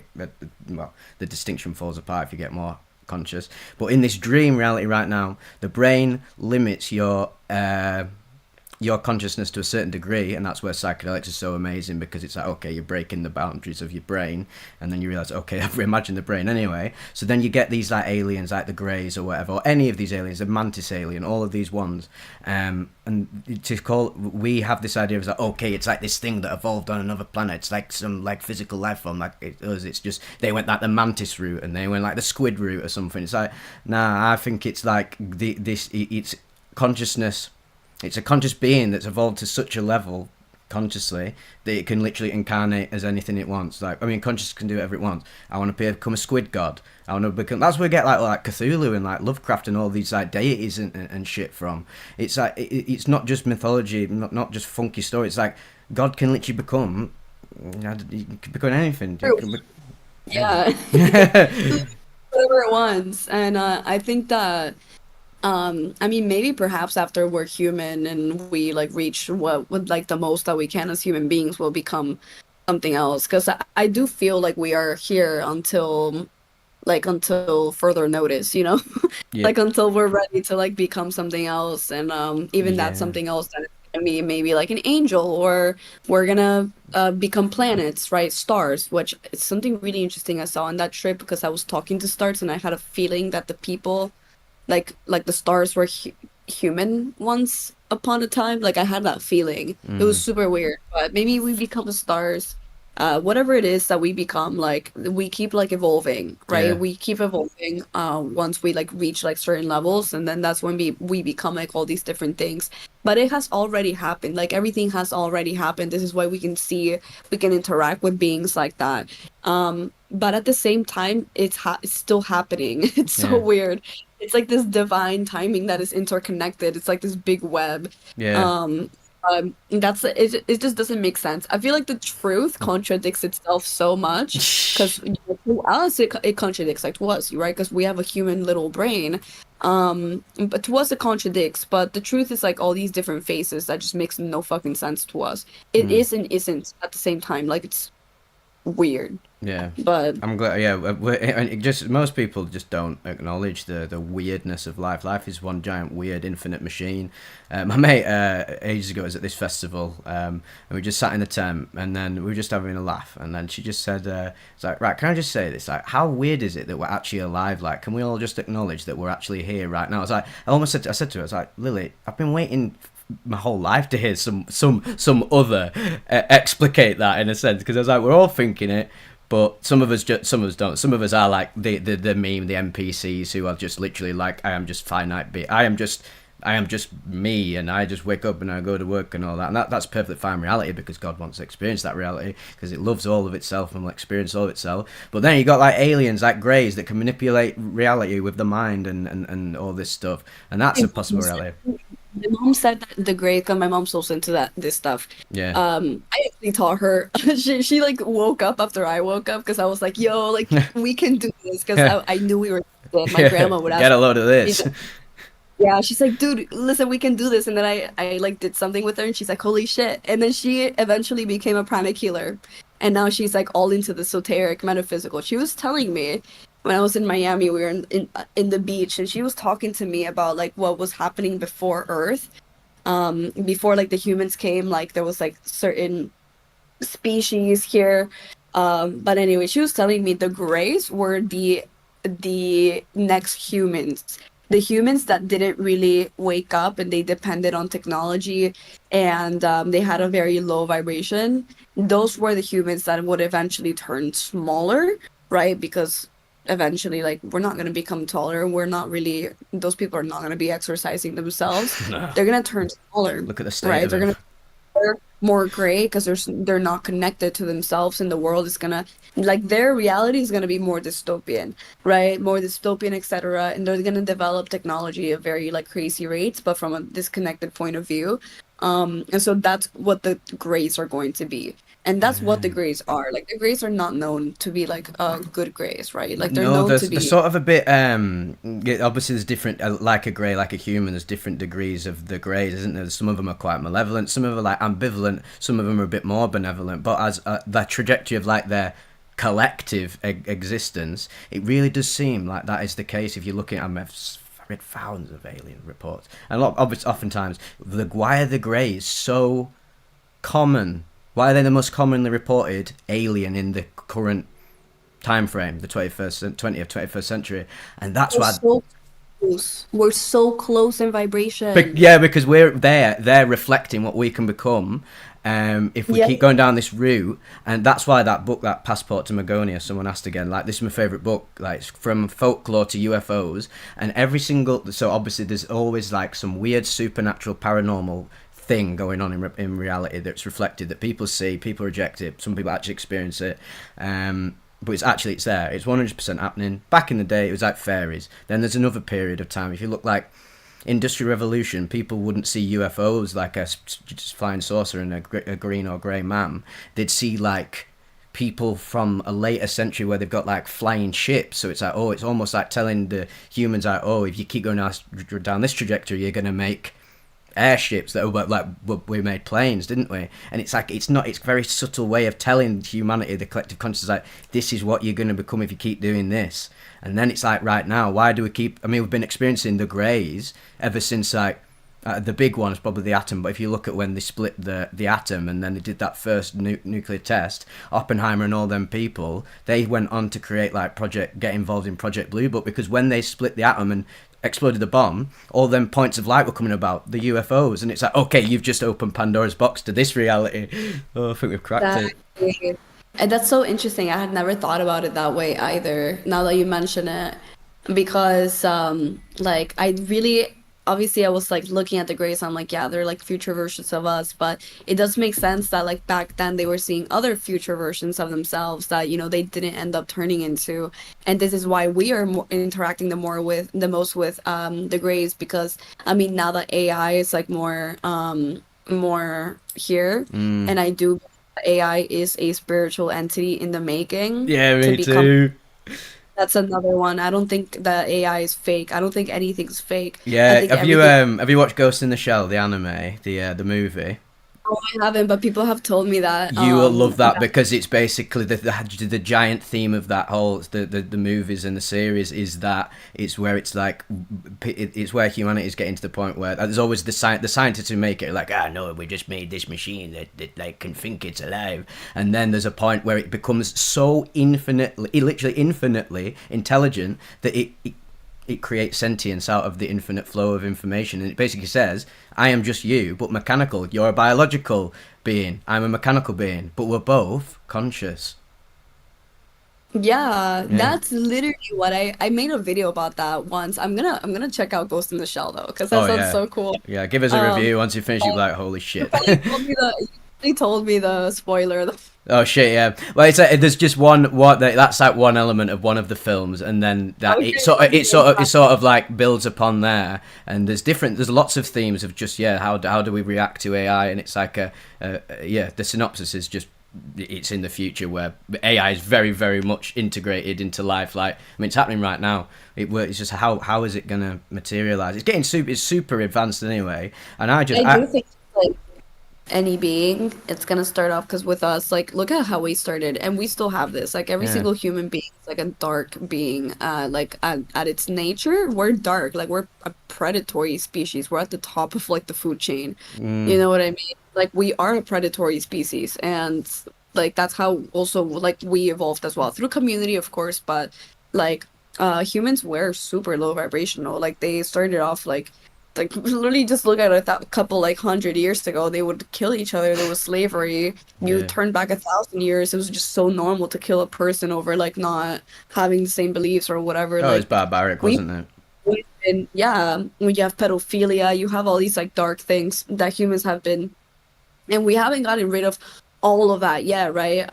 Like, you know, there's a bunch of people now. You can clearly see that like most of the world right now, like they're not in the best place No. internally, but we are evolving, but we evolve from darkness, and I think everything evolves from darkness, because in order to see the light and like to move towards the light, you need to know darkness first. Yeah. And um It's I think interesting that AI. you say that, because you know how we've got like this mass idea of animals, like and animals. Oh, everything's beautiful, everything is love. But like we look at the animal, like look how peaceful they all are, the monkeys and the tigers, and that. It's like, mate, look at the animal world. It's fucking barbaric. Like there's a beauty in the barbarism, because that's just what animals are. They're animalistic. We call someone a crazy person, like a serial killer, like animalistically minded. And it's great that you said that, because it's like consciousness when it incarnates into the finite, it is like super separated, isn't it? You become animals, blah blah blah, or become chimps. Like chimps are literally fucking killing each other all the time, smashing each other's heads about. Then we evolve it. I mean, there's some people think that aliens created us, and that's the rabbit hole we'll get into one time.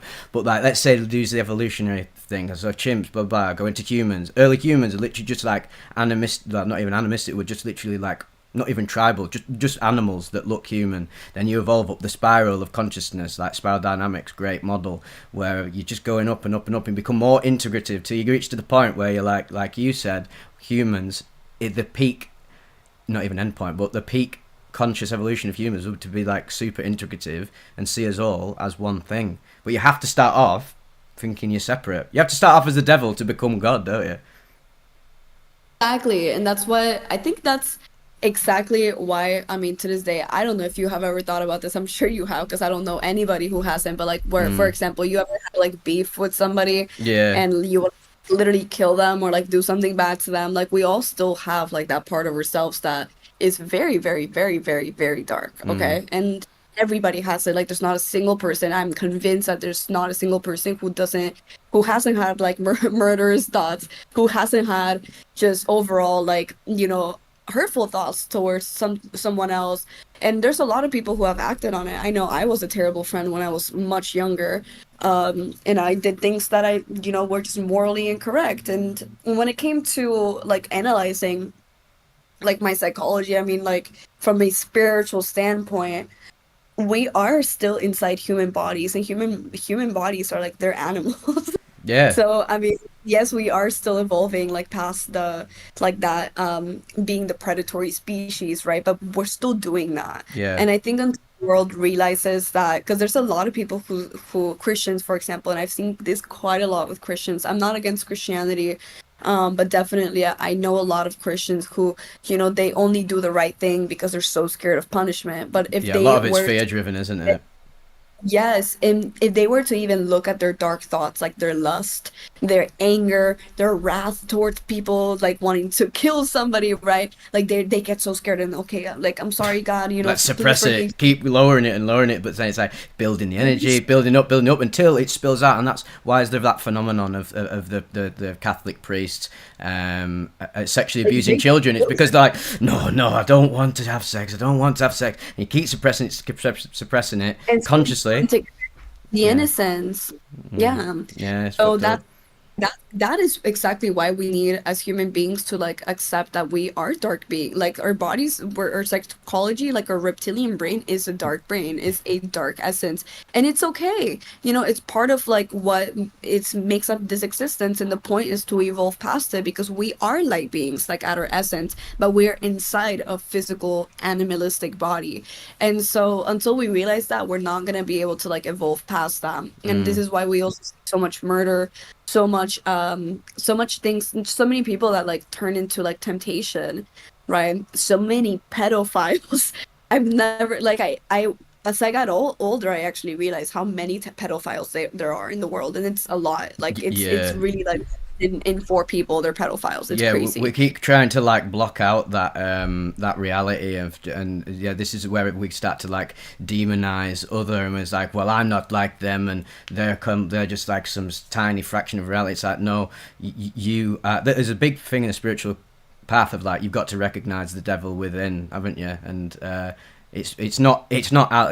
This is quite the beauty of sort of like the Bible and some the conscious aspects of these religious text is where they often say that, right, the devil's not out there, like the devil, it's you, man. But you are also It's everyone else. So it's stop making it about like division and start integrating. It's like, okay, everyone else. If ever the devil is out there and I am everyone else, that makes me the devil as well. Which means I need to work on myself. The world doesn't need to get better. I need to fix myself so that then I can help ex the world.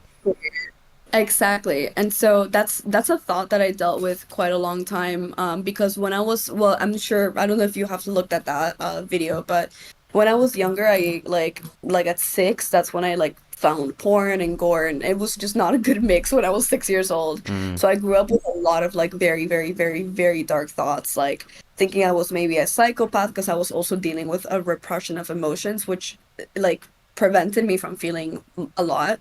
I actually barely felt only anger. And so I thought I was eventually going to turn into like a serial killer. That's what I thought.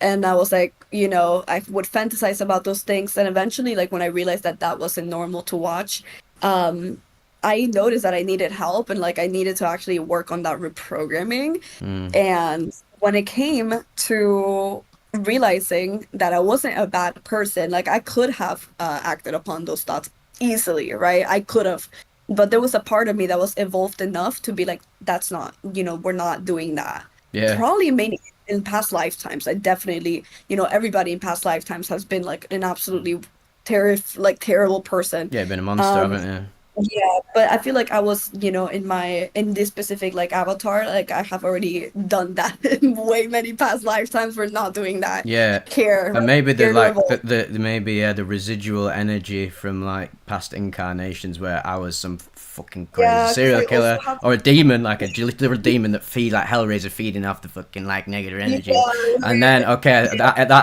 that life ends, that point of consciousness comes to an end. We go back to the Godhead, and then like okay, what's the next logical life or experience you create, and then you get all that residual energy, and that's so yeah. I think that's like the poetic nature of life. We're talking about, say, we get to the end of our lives.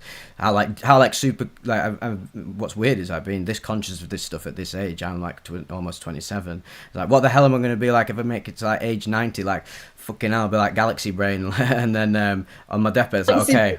Yeah, here we go back into the god. It's like it would make sense for me to become some form of like hyper integrative like alien mind or something. Makes sense to me. yeah, and it's just really crazy because like overcoming that like that dark part of you, which I'm so convinced everybody freaking has this. I Mm, think like the point like and why I had posted it, even though it is like usually like shameful, is because like people know they have that and they just reject it. And so like those who don't end up like acknowledging that, they could end up doing like very, very harmful things to others, or they just live a life of lies. mm, And so when it comes to that, I did realize that also like psychopaths, for example, like people who actually do like very horrible things to others, like those people that are actively like you look at what they did and you're like, holy fuck, how could they do that? Like that is wild, right? Those people had a choice to become better at some point, and I feel like I was given that choice, and I think every single person in this lifetime, they're given that choice. Like, do you want to go down this path or do you want to go down the other? And we mm. all have the same exact ability to be absolutely horrific human beings. Like, we all have that, Yeah. and we're all choice to either do it or not. Like, we're all literally given that choice. Like, for example, if you, when you were like younger, you would have held on to your resentment, not started working on healing, not taking the spiritual path, like where would you be? Like, what would you be doing to people? You know what I mean?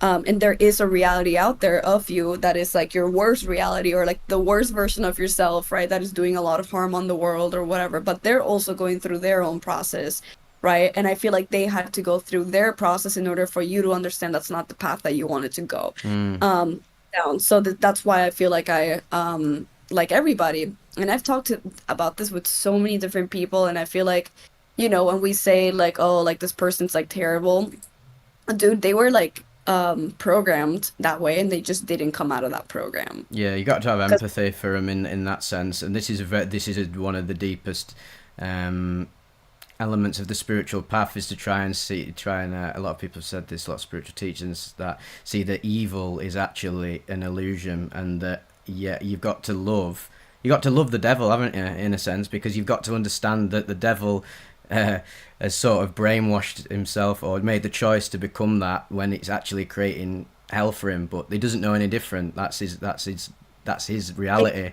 And yeah, I can choose to do, I had the opportunity to do, and that's the beauty of life, is that you have this choice, like what does God want to become, and even when it's in a finite self, it can choose to do something horrific. Like I said before, if I really wanted to convince myself, like sat down and really, really tapped into that negativity, vibrated so low, I was like, okay, right, I'm just gonna go and like murder everyone until someone stops me. literally, I feel like as every single person that, for example, serial killers, because I used to love watching like crime shows and things like that. Like, if you really look at their childhoods, they're all fucked. Like, all of these people's childhoods, like they were either heavily neglected, they were raped, they were like they went through hell, and so they ended up obviously like not coming out of that and not healing it. And yes, that was their choice, but if you really look at every single person who like has done absolutely terrible things to people, like these people, for example, and like in these other countries, I know here in Brazil, for example, or in South America, I always see it. Rape of children is very common, like so common, and it's like very normal as well. Mm, Like, if you go to the town next door, for example, like pedophilia, like among family, and like raping the women, the children, hitting them, like abusing them, it's normal. Like, you can't even report it to the cops because yeah. like the mafia, like people, they'll fuck you up.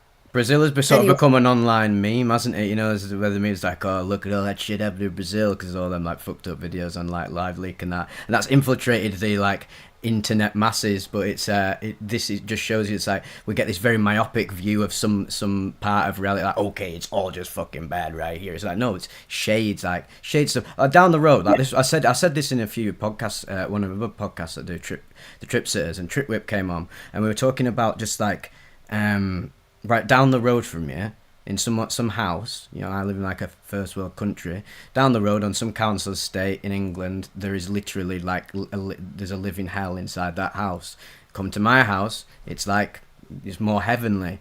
So there's all these different energetic points, isn't there? yes, there is, and they're so close to each other, and I feel like the world is just made up of this huge duality, and it has been in darkness for a while. And unfortunately, like if you really look at like the reality of the world, like yes, there's a lot of people awake, there's a lot of good people even if they're not awake. But the majority of the people are like very they're not what people would call like good people, you know. They're still, because I mean America and England and Europe is not like the only thing that exists, you know, and even within those you can still find quite a lot of darkness. But in a lot of different countries, like for example here, like I was telling you, like doing those things is super normal, Mm. and you will see that trauma being passed on through generation. And really, like, yeah, you see that, and I literally almost cried when they told me. And yes, I was holding like a lot of resentment, and I still like do, like there's a like the part of me that is like It's hard not to, from isn't it? It's super it's so emotional. hard. It's like I know, like maybe some Buddhist monk who has been meditating their whole life, It's like, maybe they wouldn't hold resentment. I still do. I think that's disgusting what they do here to children, how they yeah, treat yeah. women, how they treat each other even verbally. But I think you should um, like. I think you should. This is the hardest thing. Like you say, Buddhist monk who's like on another level. He's basically not human anymore. He's like he's yeah, in a non-dual state all the time. But I think for majority of people, spiritual people who are trying to integrate evil and love, try understand how it can happen, and try not to demonize too much. Like, because demonization is different to being like disgusted by it. Like, I'm disgusted by it. It's not something you should be doing. But understand how it can happen, but then strive to make people aware of like, all right, this is how it can happen. It's not right that you do it, but this is how the steps that can lead up to it, and this is we need to fix the pain that's being caused, like that generational trauma, with more consciousness. But don't be like, oh, it's just fucking love, man. Like some of these psychonauts are absolutely ridiculous. Like they think they've got evil and love integrated, and I was like, mate, if some guy comes in your house and murders your entire family in front of you, you're not gonna be like, well, he just did it because it was God thinking he was a devil. It's like you'd be like, fuck that guy, I'm gonna do him in. But yeah, it's a tricky one, very tricky. The hardest part of the spiritual path is it's doing that. super tricky, and I work on it a lot. Like sometimes I build compassion, and I could like feel compassion as well for those people. I could, and I have done it, and I'm doing it right now, like as I'm thinking about it. But then obviously there's like two sides to the coin. You know what I mean?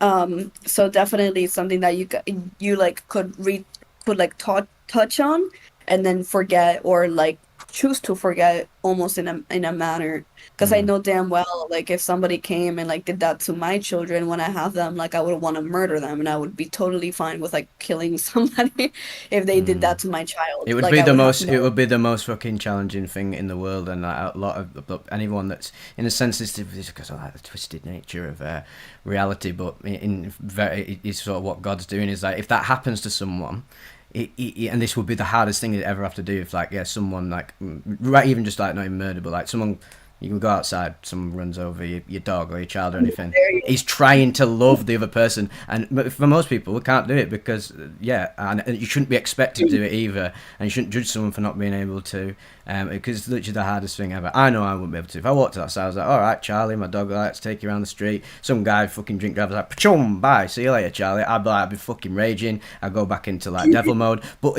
but of course you would, because we are just humans, and our consciousness is constricted. We're not always God. Someone put in the chat before or something like, what makes you two awake or something, and I was like, well, let me just tell you right now, I'm not awake. I've had awakening experiences. If I was awake, I wouldn't fucking be here. I'd be in a cave. Like I'd be in a cave just like meditating. Like if I was consciously awake, I'd probably commit go. Mahasamadhi to become a fucking godhead. Like this is what I said. We said at the beginning, we're humble about this.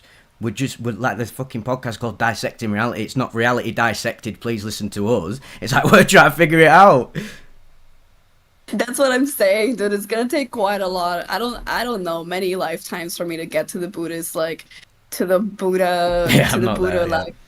like quite a lot of lives. But that's because I choose to, because you could choose to do that now.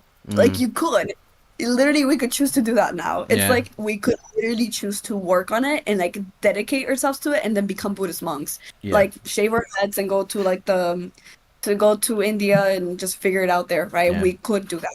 yeah. But that's I don't want to do that, Doesn't align with right? my I core values doing that. Like, there's so much more shit I need to do. I don't even. Yeah, I don't want. Like I say, what do you want out of reality? I don't want that. I want to do what I'm doing That's now. not the life for me. But I know that I do know there is a like alternate reality of me that I'll eventually reach, that will do that path, but it won't be this one. No, no, because you're not going to do it all in this one life. You're going to have all these other lives, and you'll probably go back to Godhead. You die, you go back to Godhead. You sort of rest infinitely because, like, oh, fucking hell, finally a bit of peace and quiet for a bit. And then you get sort of bored as the Godhead, and you're like, okay, we're on to the next one now. And it'll use all the, this is my interpretation of it, it's like using all the karmic energy or whatever you want to call it, the lessons you learn as consciousness, like what I said before, and then you'll move on to the next logical trajectory that you will experience. Yeah, fucking super fucked, man. We know what it is, but we are choosing to not engage in that in this specific life. And I think that's what free will is, but that Mm, is also another predetermined path that we're choosing to take. And so I don't know, like to be honest, like um that's the thing about it, because I feel like if I were to save like children from like pedophiles and things like that, and I have actually done similar things to that, mm. I would still I still like, look at what probably that pedophile went through, and like I could like not sympathize with them, because I would never, I'm not like that, It's like I said before. It's but understanding how it happens in physical reality, how it that leads I up to feel that. bad for them as well, because they were probably like raped, they were probably like groomed or taught as babies, as little kids, that that was okay. How were they taught that, right? So Mm, there's something there that happened that, I can't help but feel at some level compassion. And so, but I would feel way more sympathy and compassion for the victim, obviously. mm. So like that is why I would still like be okay with the person being persecuted, because at some point they decided to still act on it. Like we're all given the choice to heal. We're all given the Yeah. choice to work Don't give on them it. a free Uh, pass. We're living this human reality. We're not in the fucking like. I like what you said before about how all of reality is an astral plane. But the reason we even use that word astral is because we just try to describe something that's not as like physical, like logical. Even which is funny that reality isn't really physical or logical, as we've realised that there's fucking aliens flying about. But in this cultural zeitgeist, we do think of like, okay, this is just the physical, the mundane, and then but it's like no, this is a plane of the astral here. But yeah, we're in the human realm, innit? So you do something fucked up, you act like a devil. There should be justice and there should be persecution and there should be some form of like there has to be a counterbalance to this devilish behavior. We can't all live like Buddhist monks because this is another thing I thought right now. I was like, what if a lot of these like sects, religious spiritual sects, all it takes is one person to slip back into the devil mode and be like, well, fuck the sect. I'm better than all these. I'm beyond them. I'm gonna interfere with the sect. And that's what happened. That's sort of like what God and the devil is, isn't it? Like Lucifer's the fallen angel, who's the angel who's like, yeah, it's all right being an angel, isn't it? But I prefer to do my own thing. It's and that happens in human reality. so bad too, because like the devil eventually like they're just asleep and God is still loving them, and God is still like there with them, and they're it's just still praying for the devil and still loving the devil no matter what, which is the funny part, right? That godly like love, that godly energy, like it's still loving that devil and waiting for them to open their eyes and notice that they're still loved and they Mm, were never separated from God. mm. My mate said something Like, interesting. He put, yes, you can understand as much as you want the paedophiles, demonic people, like proper fucked up, the worst of humanity. You can understand as much as you want, but if that person's sick, sometimes there's no change in them. And I agree. I think there's definitely potential to fix some devils, but some devils are literally devils, and like they came here to be a devil because, well, reality is unlimited. There is always room for that. There's always room for there to just be the solid devil. That guy, this being was like maybe not abused. A lot of them are abused growing up, and that creates the devil energy. But some people are literally born, literally on a brain chemistry level. You are just wired up to be a monster, and that's another reality that's very true, I think.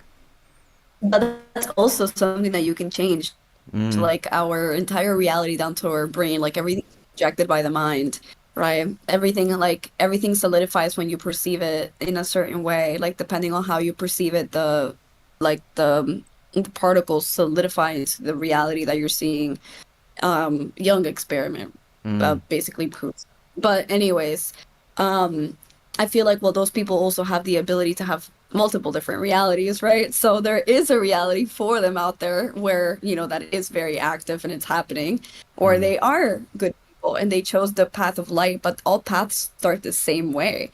So, for example, you have your life, I was born, you were born, and we all had like the same, maybe the same upbringing, and then things just went certain ways or whatever happened, like all these different paths just split up, and we could have chosen to do certain things or chosen to not do certain things, and that opens up more paths, right? So like you have the ability to be the absolute worst, like just like you said, devil, right? To be like an absolute devil and have your brain wired that way as well, because when you actually become something so much, it literally reprograms your body to look a certain way mm. internally, like your DNA changes, your brain chemistry changes, your brain like the neurons literally change as well. So that is also somebody who could have been you easily. Could have been me, it could have been really anybody. We just chose to not do that and we did something else, and that, you know, we chose another reality. But that reality is still there. Yeah, that's again. That I would say that yeah, my mate's using an interesting example of this. Why I love him because we're constantly challenging each other. He's going on. Okay, all right. He put in my example, the person was abused. I understand what turned them. He's using, comparing this to a PDF file, which is where I'm going to disagree with him massively because you're comparing our consciousness too much to like a physical phenomenon. Like yeah, a PDF file can get corrupted and there's no rewiring it, no bringing it back, no saving it. It's gone. It's hopeless. Like but to compare that with a human, I think we're a lot more malleable than just being like, right, okay, literally there's no fucking saving you at all. You are completely born to be a devil. But you can be a devil your whole life, and then some people won't get fixed within this reality, but we're always going to go back to the Godhead and realize infinite love. So in a sense, yeah, you might, from our myopic perspective, someone might appear like, oh right, they're always just they're always going to be a monster, and maybe you can't save them. Maybe they're beyond saving in this reality. But the malleability of conscious means that like that conscious point, or like that God in that existence, is eventually going to die and realize itself as love. So in a sense, yeah, in a limited frame, yeah, you might not fix yourself in this life, but you're gonna become infinite love. So it's like they're not from like that. you're You're going to not become a better. You're going to become have a better conscious experience. This is where this is because we're going to get into like heaven and hell and whether like reality I punches know itself. it's like a huge mind fuck. The time is like a little bit because I have another meeting to go to in a little bit. But definitely, oh, that is such a huge topic. I could definitely be here for like 4 hours. Mm. Interest. Yeah. He just. I love this bastard, right? And he's like, no, yeah, but once corrupted, you can't always rewire, not without completely destroying the original person. That's a. I would agree with that. That's an extra nuance to it, where it's like, okay, yeah, you were the devil so solidly, like it almost appears like you were the devil, and then it's like feels like there's no hope, and then somehow then you have the awakening. The devil awakens to God. So in a sense, it stripped the devil out of it and became what it really was to begin with, God that lost its way. That's how I like to see it. Yeah, because the devil is really just an identity. It's like it comes from it's not like real. It's an illusion. So it's really just a thing that can be stripped away. to the only truth that there is really like love, oneness, God. Like that's the only truth that there is.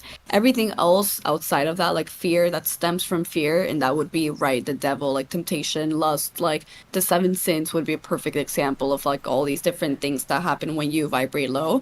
That would, for example, be the something that you can strip away, like it's not real and it's only learned here in this physical realm because it's low density, so we learn it here, but it's not truth, and it's also illusion because this whole thing, it's an illusion. So the only truth that there is just love, God, like oneness, like that's the only truth that there is, and then outside of that, whatever it is just like illusion, right? Yeah, Like when it comes it's to low imagined, isn't vibration. it? Yeah, that's the thing. So like I feel like everybody comes here like an empty canvas. Perhaps we have already certain lessons like that we have learned, etc., in our past lives, but that doesn't really form our personality.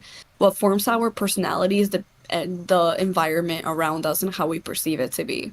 Yeah, I love that. So So that was a fucking seriously in depth conversation. We've definitely dissected a bit of reality today. I wanted to a bit, just before we move on to like some of the last bits, I wanted to say what because obviously in this dualistic sense of reality, I'm a male and you're a female. So what's your perception on like female spirituality? Because I'm on a big mission now, because I do think this psychonautic space online is a bit, can be a bit of a boys' club, and we're getting like what, because I think you should as a human balance the energies. I think that's where you get like the peak humans. You got the balance of the feminine and the masculine. But yeah, online it can be a bit the waters are a bit muddy with too much male spirituality. yeah, and like I understand what you're saying. I mean, I definitely would love to talk about it way more in depth because I could literally talk about the principle of gender like for a million years if I wanted to, and I really want to start talking more about it. But Especially in today's what I climate as well, where we need to talk about it deeper and more nuanced. We definitely need to talk about it more like deeper.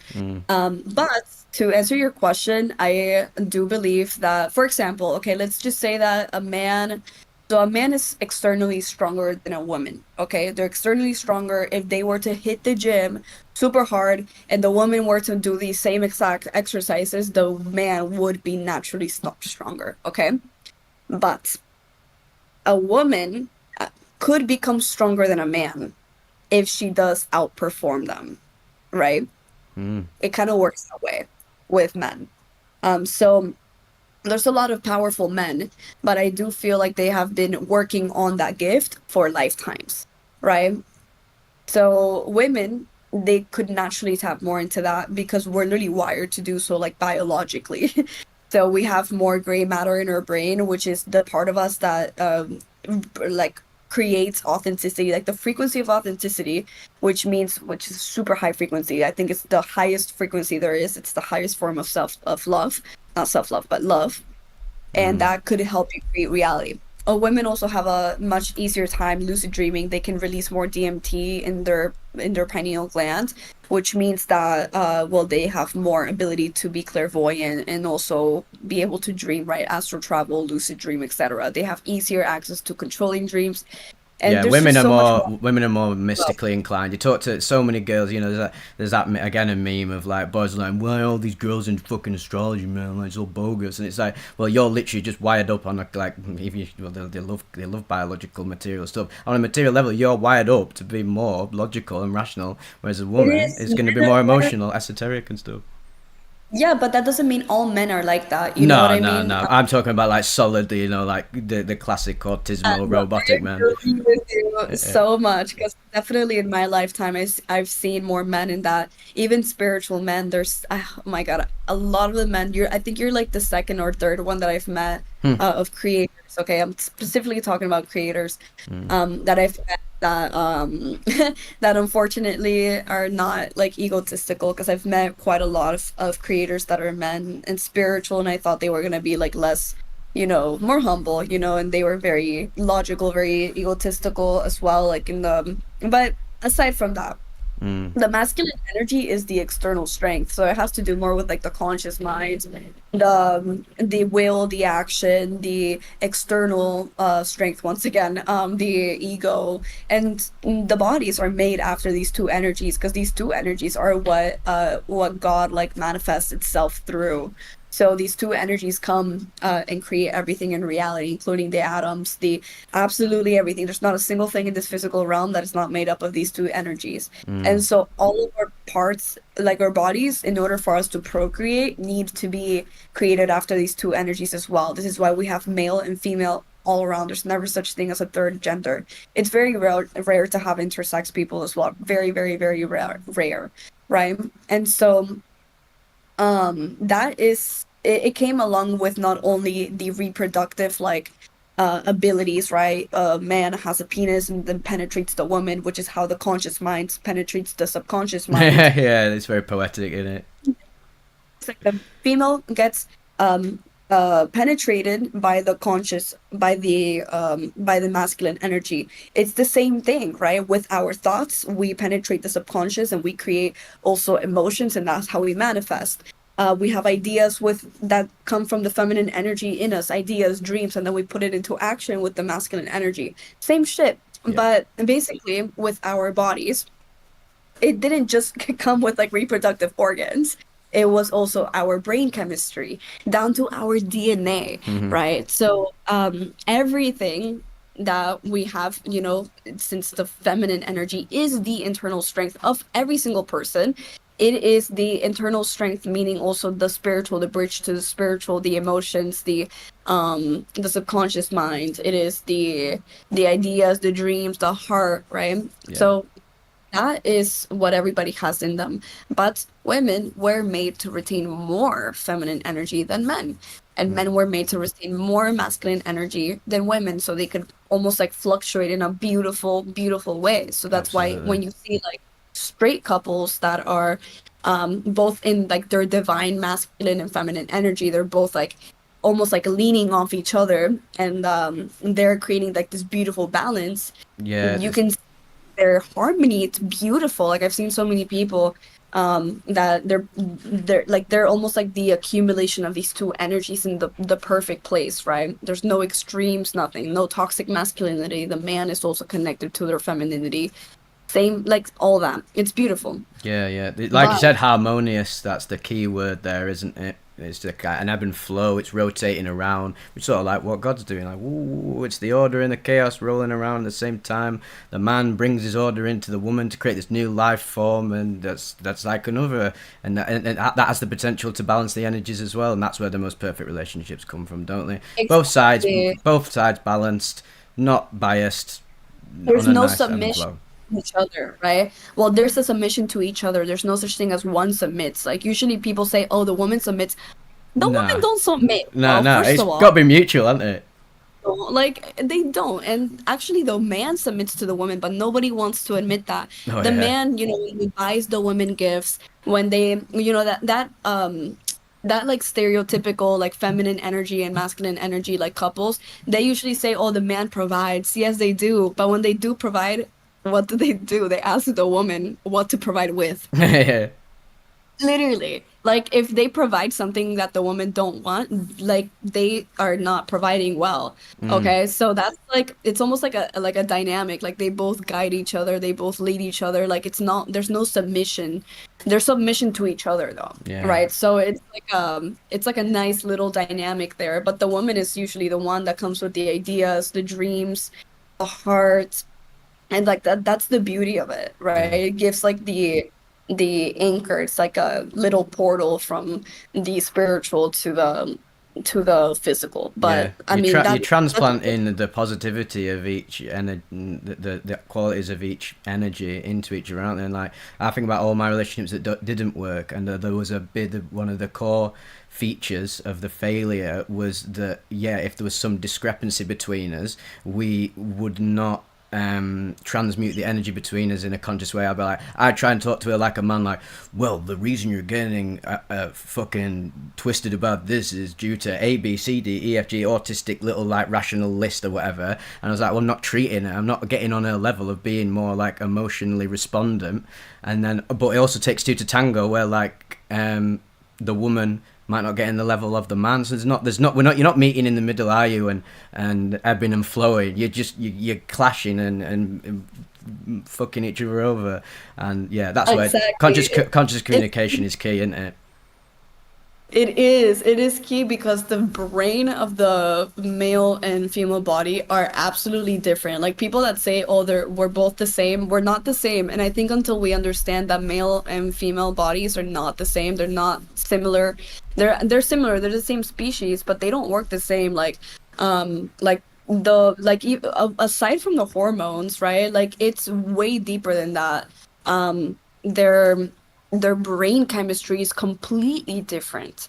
But there are women that could, think like men because they're very much in their masculine energy, but they will still never be able to, understand a man the way that a man understands a man because they don't have a male body. Yep. And the same goes to male, right? It won't be. People So don't want to talk about this because we live in this current culture where, I mean, but a lot of there's a lot of we live in the age of idiocy right now. There's that great film, we're living, yeah, I mean, honestly, like Idiocracy, and we're living through it at the minute where you can nuance has dissolved. It's like if you try and talk about something with our consciousness and intelligence, the asinine, stupid people will be like, "Well, you're attacking us. You're biased. You're this. You're that. You're part of this group or that." It's like, no, we're trying to fucking integrate the whole of reality and talk about it in a clever fashion, and you're stuck in limited thought. It's not my fault you're fucking brainlet. Sorry to everyone who are brainlet. way to go about it. But definitely, I mean, I also do have compassion for people like that because Yeah, I'm bisexual myself. I am not against like transgender people. I me mean, but neither.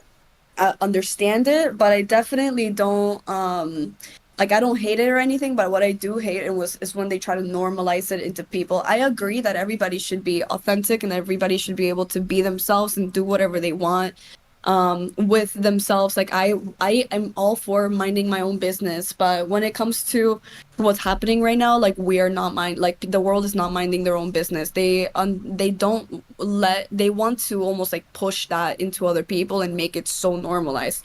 I want to say it's not really like natural. You know what I mean?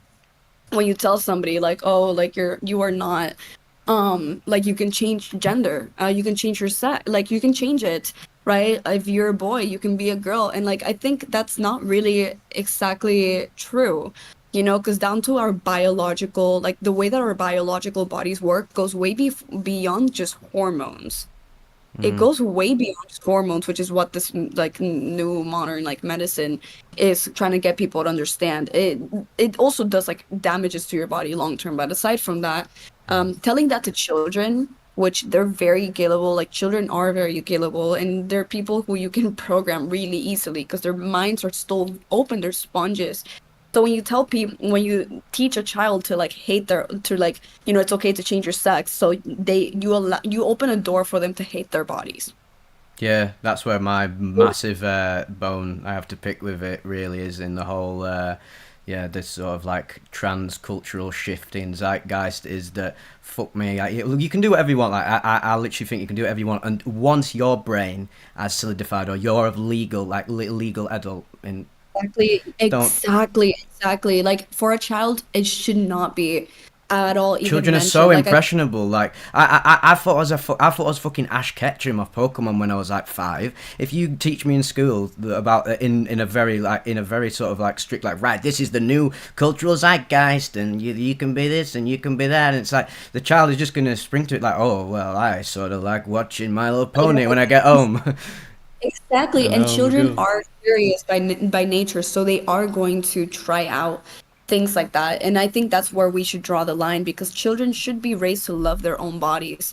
They should be raised to love their own bodies. They shouldn't be raised into like, strictly like whatever they want to play with, they want to play with. But that doesn't mean that they need to change their Nah, entire it's gender, it's yeah, right? it's too complicated of an issue that, let me just tell you as well, is very very recently becoming like a zeitgeist right now. It's like 50 years ago. Yeah, there's always been trans people and cross dressers and from both sexes, but now it's like it's like you said. I feel like the problem with the trans community, and I hate that I have to give this disclaimer, but it's too many people are emotionally reactive. Like, I've got fucking loads of trans mates. I talk about with this with them. The Discord is full of trans people. I love everyone. I love everybody as long as you are a sound person. Do whatever the fuck you want with your life. But let's talk about this with a bit of intelligence, right? Exactly. You can't just go from, okay, reality was like this, to like, now reality is like this overnight. And that's the problem with progressives, is they want everything to change overnight. And fucking reality is this giant, literal, mystical, complex thing that, and humans have been here for thousands of years. You can't change culture overnight and expect everyone to get on board with it. And if you don't think there's going to be a counterforce to it, you severely misunderstand the psyche of man. The human brain, and also the fact that well, at the end of the day, there is a very concrete reality, and it is that the sex that you're born with impacts your thinking, because it literally depends on how your body biologically. Oh, are you still there? Yes, I'm here. I'm Okay. omnipresent. So it means that your body, like biologically, like in every single level down to the DNA, says you are a man or a woman. And intersex people, those are the only people that, either they didn't grow like the proper genitalia, but you can still tell their biological sex by just checking out their chromosomes. That's it, Mm, right? So, anyways, so a male literally has one missing part of the chromosome, like their X and Y. And the woman has X and X, right? So they have like their full-blown chromosome. Anyways, that generates different types of body functions in the brain, in the DNA, the entire thing, right? The way that you approach life, the way that you think, the way that your brain processes things. And I think that that shouldn't be ignored whatsoever. So it's really not as easy as just taking hormones and getting plastic surgery to, have some boobs and to have, a vagina, because that doesn't really make you exactly like a woman. You know what I mean? mm. It doesn't. But if you want to do that, absolutely do it, right? Like the whole Yeah. point here is that we come to experience and be authentic, etc. But to push that onto children and cause, when it's clearly something that is not really beneficial to society whatsoever, it's Mm, something that teaches people to hate themselves. Because at the end of the day, like a lot of people who are transgender, in the beginning, yes, they do hate themselves. Like they literally go through surgeries and things like that to change their face shape, to change their bodies, to change their entire hormones. And even then, when mm. they are completely transitioned, they still have XY chromosomes. They still have an X and X chromosomes. They still have the wiring of the brain Yeah. of their biological sex, Mm. even then. So I think that is the reality. And so I think that people should look at that and then see if they actually want to transition or not, or if they should just simply learn how to, work with what they're dealing with. Because what I have noticed from quite a lot of people, and I feel like this is a topic nobody really wants to speak about, but Mm. um, for me, and I once again, I really do love, like, I have a lot of gay friends. I am bisexual myself. I've been bisexual my whole life. I've have a trans friend, and honestly, like what I have noticed, and we openly speak about it, is the fact that trans people or people who are just non-binary is just people that have a lot of hate towards their own sex for some reason. The people who have turned, for example, like me when I was younger, I wanted to be a man after seeing this movie of like a trans man, like a person who turned into a woman. And I saw that, and I hated my own sex because I saw my femininity as something weak. I saw women as weak.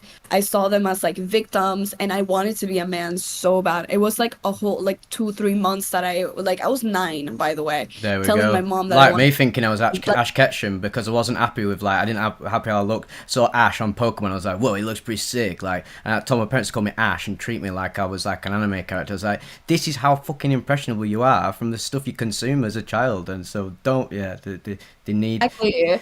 yeah Exactly. And so a lot of people are not like, how do you say it? They're not addressing their own resentment towards their own sex. Like you can hate being a woman, for example, because you went through trauma, because a man touched you and you couldn't do anything about it.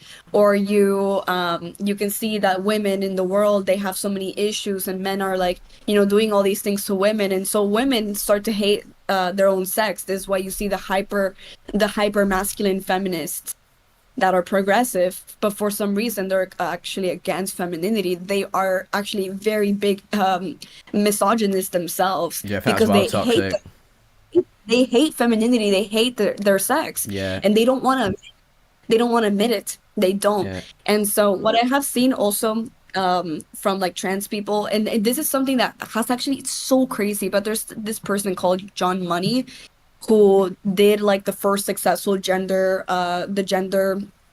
yeah gender switching yeah. The surgery ever reconfiguration. back in the 70s. Yeah, he like faked his entire results, by the way, and somehow psychology and sex science, I think, is still like using his research, even though Mm. his experiment was like literally a failure. But anyways, this man, he actually once was so obsessed with like switching genders and like proving that this can be done because his father was an alcoholic and he would beat the shit out of his mom, and he hated men, Mm. and he has admitted many times that he hates men, so There many you go. times. That And bias is so going to interfere with your it's output into the biased. world. Yeah, massive bias. Well, yes. Um, It's biased. People don't want to admit it, whether it's trauma or it's just influence or it's just you see like having some resentment towards that energy, yeah. right? That feminine energy or that masculine energy because you have like a twisted outlook on it. That is what has you actually hate your own sex, and that's what causes gender Mm, dysphoria, which is what, causes trans being trans. mm. Um, I'm glad we talked about but this because I've been keeping very tight-lipped about this for quite a while because I don't like to get because I think people are obsessed with the politics of the transcultural zeitgeist when the reality isn't just one way of it's not just one lens, it's so many different lenses coming together as different biases and all these different variables come together to create the reality of what's going on now. And I've been keeping tight-lipped about it because I honestly almost out of fear because I've seen like this fucking cancel culture bollocks that we get thrown into, which is just idiots basically not being able to comprehend like nuanced thought. So I'm glad we're talking about it because anybody with some consciousness has listened to what we're saying, they understand that we support everybody in their own. If you really want that, that's fucking awesome. I know loads of trans people. I fucking know loads of them. So it's not like I'm coming from a position like, yeah, I don't know these trans people. I fear them and all devils and all this. It's like, no, I fucking interact with them on the daily. I've got mates with them in real life. And the ideal trans person is, for me, this is what I was thinking about the other day. Like, we talk about this with my mates all the time. The ideal trans person is someone who's like, right, you're born as a person and your energies, which you have energies that you gravitate towards, like you gravitate more towards being a feminine person. Your brain operates more as a feminine person, and then you pursue all this stuff, the technologies that are about today and blah blah blah, and you want to change yourself, and then that's consciously, and that makes you tap into that more. That's awesome. But as we've said here, like, sort of the ideal human is someone who's balancing the energies in a sense, like almost yeah, androgynous. and they don't exactly, and they still don't say like, "Oh, I want to be the other sex," because your physical body has nothing to do with it. Like you can be a man with more feminine energy. That still doesn't change your brain chemistry. That still doesn't change your XY chromosomes. That still doesn't change that. Mm, But what it does change quite a lot is your ability to, perceive life, like the different things that you can do. But that shouldn't mean that you need to that you need to change sex. You know what I mean? And I feel like now, well, for example, the patriarchy, because we have been in a time where like masculine energy, it's at its extreme. And let's talk about extremes of these two energies. So we Mm. have been in the extreme of the masculine and feminine, I mean, energy for so long, which is like greed, imperialism. Now we have a bunch of companies that own everything. Mm. We have been in the, narcissist, abuser, like that is the like ego driven, right? Like Mm. the lack of the heart, the lack of the spirituality, the lack of like that feminine energy, which is the, the feminine energy. And so when you go towards one extreme, you almost like neglect the other extreme. And so that is we have been going through, and there's many people who resent that, especially men, because in the patriarchy, the men have been told, if you feel emotions, you're weak. Don't hit like a woman. Don't cry like a woman, right? All those things they have related, right, emotions as weak, related the feminine as weak. And so the men have been repressing the femininity for so long, but now that we have a more progressive world, they have been opening themselves up to the feminine. But what they have been doing is taking advantage of that and then telling everybody that the extreme of the feminine is the salvation. And the extreme of the feminine is not the salvation, Yeah. right? Because the moment that these men started opening up, and men and women as well, because women have also been told, like in our culture, in my culture at least, they tell you calladita te más bonita. And that means if when you shut up, you look prettier, right? They have always told like feminine women, like people who are in touch with their femininity are weak, etc. So there's a lot of women that also hate that femininity. Mm. But they have been taking advantage of this like awakening and return of the feminine energy, and they have been taking them to the extreme. And so the Yeah. extreme of energy, unlike the masculine energy, it is, you have ego in one side and you have the heart here. But here is instead of being controlled by the ego, which is, the extreme of the masculine, it is being controlled by emotions. Okay, it is being controlled by that part of yourself. It is the lack of logic, the lack of order, which is the masculine.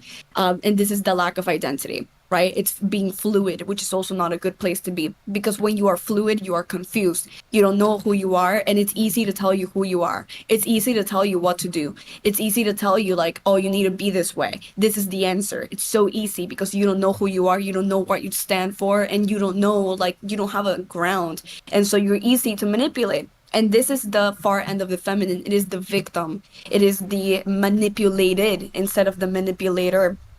But here you also have, of course, you have emotional manipulation that the extreme of the feminists do. Then you have borderline personality disorder instead of narcissism. But it's really crazy because the more to the extremes that you go with the masculine and feminine, the more they become one, but at the bottom, right? You have a balance between these two, but there's also a balance here that is obviously not a balance, but it's like a distortion of both. Yeah. So it's crazy because you see these people, they're all for people's rights. They're all for they have all these mental illnesses as well, which you can clearly see it's the extreme of the feminine is Yeah. the being overtaken by emotions. Very much. And they don't know what identity they are. They are so confused about themselves.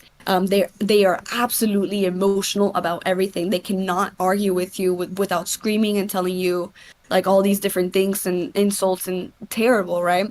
But they also are very narcissistic, although that's the end of the masculine. Why? Because Mm. they merge at the bottom. They Yeah. merge. Yeah. That's great. Great analogy there. Yeah, so that's like my understanding of it. And this is why like I could talk about the masculine and feminine energy and like the fall of consciousness and hell, which is the fall, like the extremes of these two energies. That's hell.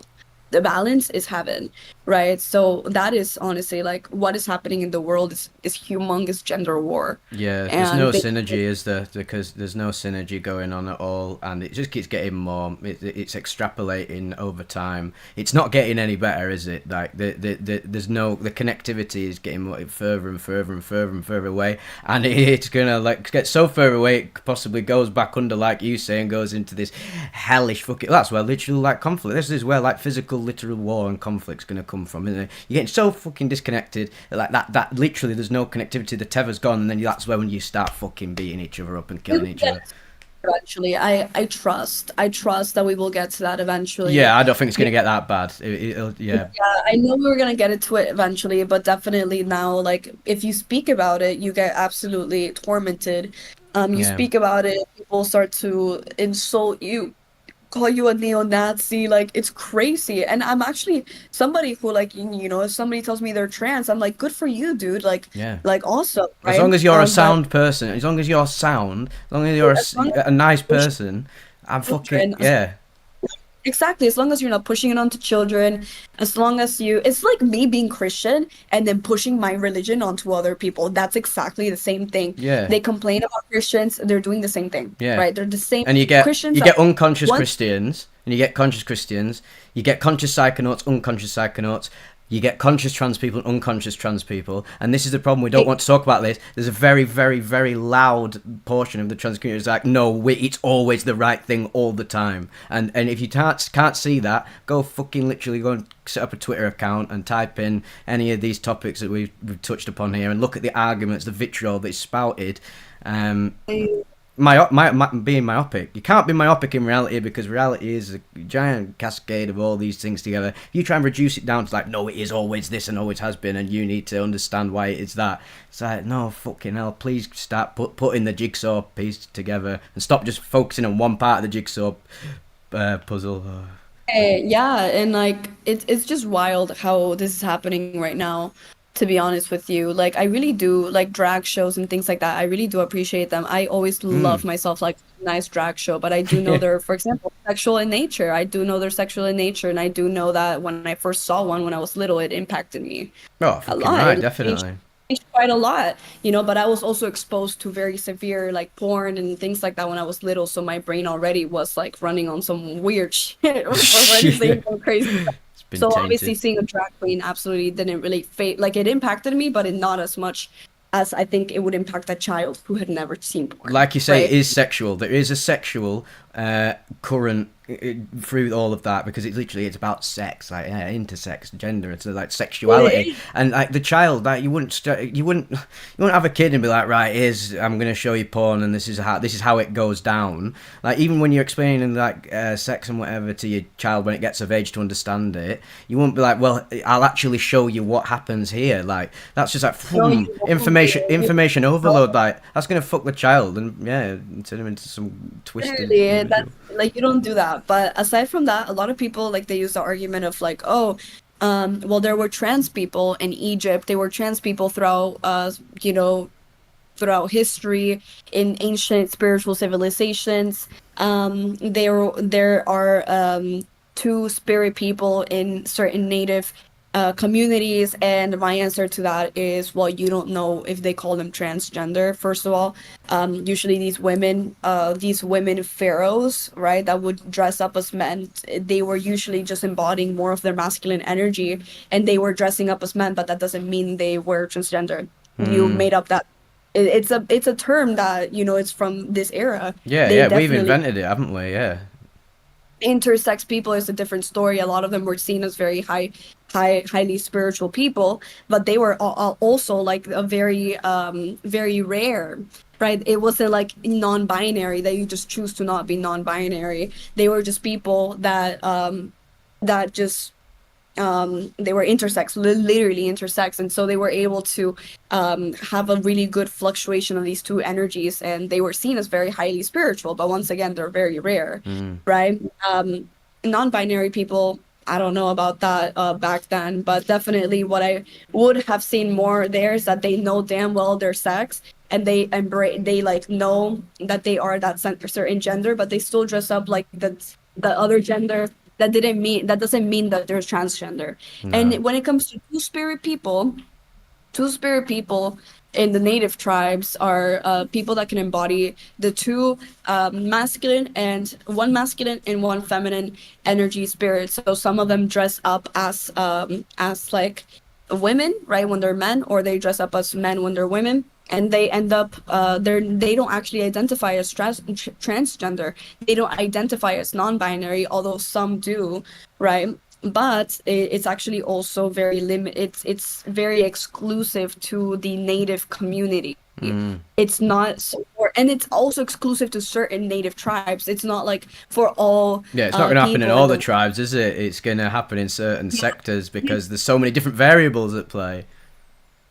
Yeah, exactly. And it doesn't mean that they're transgender, right? So it's almost like they're using certain like very sacred spiritual practices to almost like excuse all of these things and make them so normalized when they are shouldn't be normalized. And even in ancient civilizations, they were not made to be normalized. They were made to be very rare and very unique, right? And that's what gave them that like very, because that's what gave them that very like wow perspective. If you ever saw like for example like those because I've seen when I was younger, like when the things were not like as like progressive as they are now, I was able to see like shows and see like the transgender people in it, and I would actually be like, wow, like that's so cool, Yeah. right? But I wouldn't be like so it wasn't so much in my face to the point where it was normalized. It was more of like oh, like that person's trans, okay, cool, like mind my own business, they mind their own business, cool, Yeah. right? But now it's almost like they're trying to make everybody You confused about gotta their you gotta gender. respect other people's autonomy, even though obviously there's sort of the paradoxical nature of it is. But it's why you need nuance. You need nuance. You can't paradoxical nature is yes, it's all infinite and we're all one. Blah blah blah. Yeah, we're in the fucking human right now, so you gotta be cognizant of that. Someone put, you think that kids don't learn about gender V? People started calling me V now. That's hilarious. Men, women, trans. That's not sexuality. That's your socio-linguistic role. I was like, well, this is where you need to understand what we were talking about. We're talking about a drag show. Look at a drag show. Mate, go to a drag show. There is a sexual nature to that. Like, literally a drag show. Like, the exhibiting sexual positions and poses. Yeah, And there's an energy to it. I'm not talking... I know about kids learning about gender. Of course they are. They're going to learn that. Oh, look at me. All right, I'm a male. And you get taught about, males and females in science and etc. and whatever. And you tap into your own energy as you grow up. But that's different. That's different to going to a drag show and watching a literal sexual show and that and the effect that has on your mind. That's different. There's a different thing we're talking about here. Oh, okay. So I have a meeting in like 8 minutes. Right. So I think we this was a serious conversation. We've dissected a little percentage of reality, 100%. Thank you for being my first guest. I really appreciate it. of course, I'm very happy. I think we should get on like anytime Let's that do you're another. up for Let's it. do another one. And if you do a podcast or anything like this, Dude, get we us should on. dive in depth into like the principle of gender, Yeah, like yeah. into the balance of it, how that looks in society, how that looks inside a person, how that etc. Like really, because I could go and talk about that for like centuries. Yeah, we touched upon so much profound stuff in this, but we didn't even scratch the surface. That's how far we can go. So multiple episodes coming, 100%. Why saying good No, they're back again. around? Yeah. Can you tell people where they can find your work? Just so I'll put it in the description, but yes, tell us. Okay, so you can find me on Instagram, YouTube, literally any social media platform, Threads, in TikTok. Irah Morfii, IRAHMORFFI, Irah Nice. Morfii, and that's on all platforms. And you can also find my work, and you can also look me up. I have a whole website on my work and like everything that I've about me, etc. So you can check that out. Everyone in the chat's been really buzzing off this. I've had my highest concurrent viewership for any live series I've done. So that's so people are obviously they're gagging for this sort of in-depth, integrative sort of content. So yeah, thank you very much. You'll find Ira in the description. Keep your eyes peeled for another episode. And thanks guys, and thank you, Ira. You're a serious character. We're operating on that exact wavelength, and let's keep growing and understanding reality. Of course. Thank you so much. Take care. Yeah, you too. Have a Bye. good one.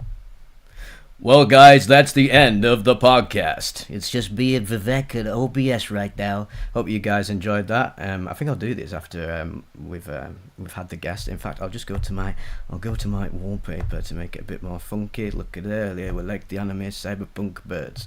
What can I say? I hope you guys enjoyed that. It was a really fascinating discussion. It got into I like to sort of go off the cuff and not plan it, and then it sort of crescendos and permeates other areas quite naturally. I think we capped it off at a really interesting point.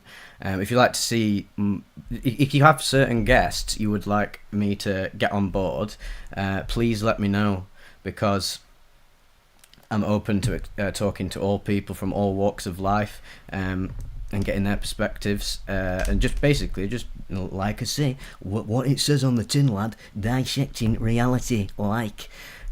Yes, if you enjoyed the That Gazzo icons do my head in. I'll probably put this on Spotify as well, so keep your eyes peeled for the Vivec Spotify. Follow me on Instagram for more updates. Yeah, I know a lot of you have been talking about getting consuming my stuff on Spotify. I'll just give the ultimatum right now, because I get comments about it all the time. Is I can't put the trip reports on Spotify due to the video game music I use. So if I was to go on Spotify and put them on there, I would have to use a raw vocal of me talking with no extra fluff like the sound effects or trademark sound effects or the music, and there'd be no visuals. But if people really want that, I'll do it. But yes, keep your eyes peeled for another Dissecting Reality with Vivec and co-host. Definitely check out Irah's stuff, because it is a great addendum to my content. It really complements the stuff I talk about on my channel. Like I say, if you're into spirituality and psychonautics, please examine as many fields and figures within the fields as you can. My brain's rotting to fuck because it's so fucking hot in my room right now. Blame the UK evil weather. But yes, I'm waffling on now, and we always say it when I do that. But don't forget to check out Chainsaw Mara. It's the best thing I've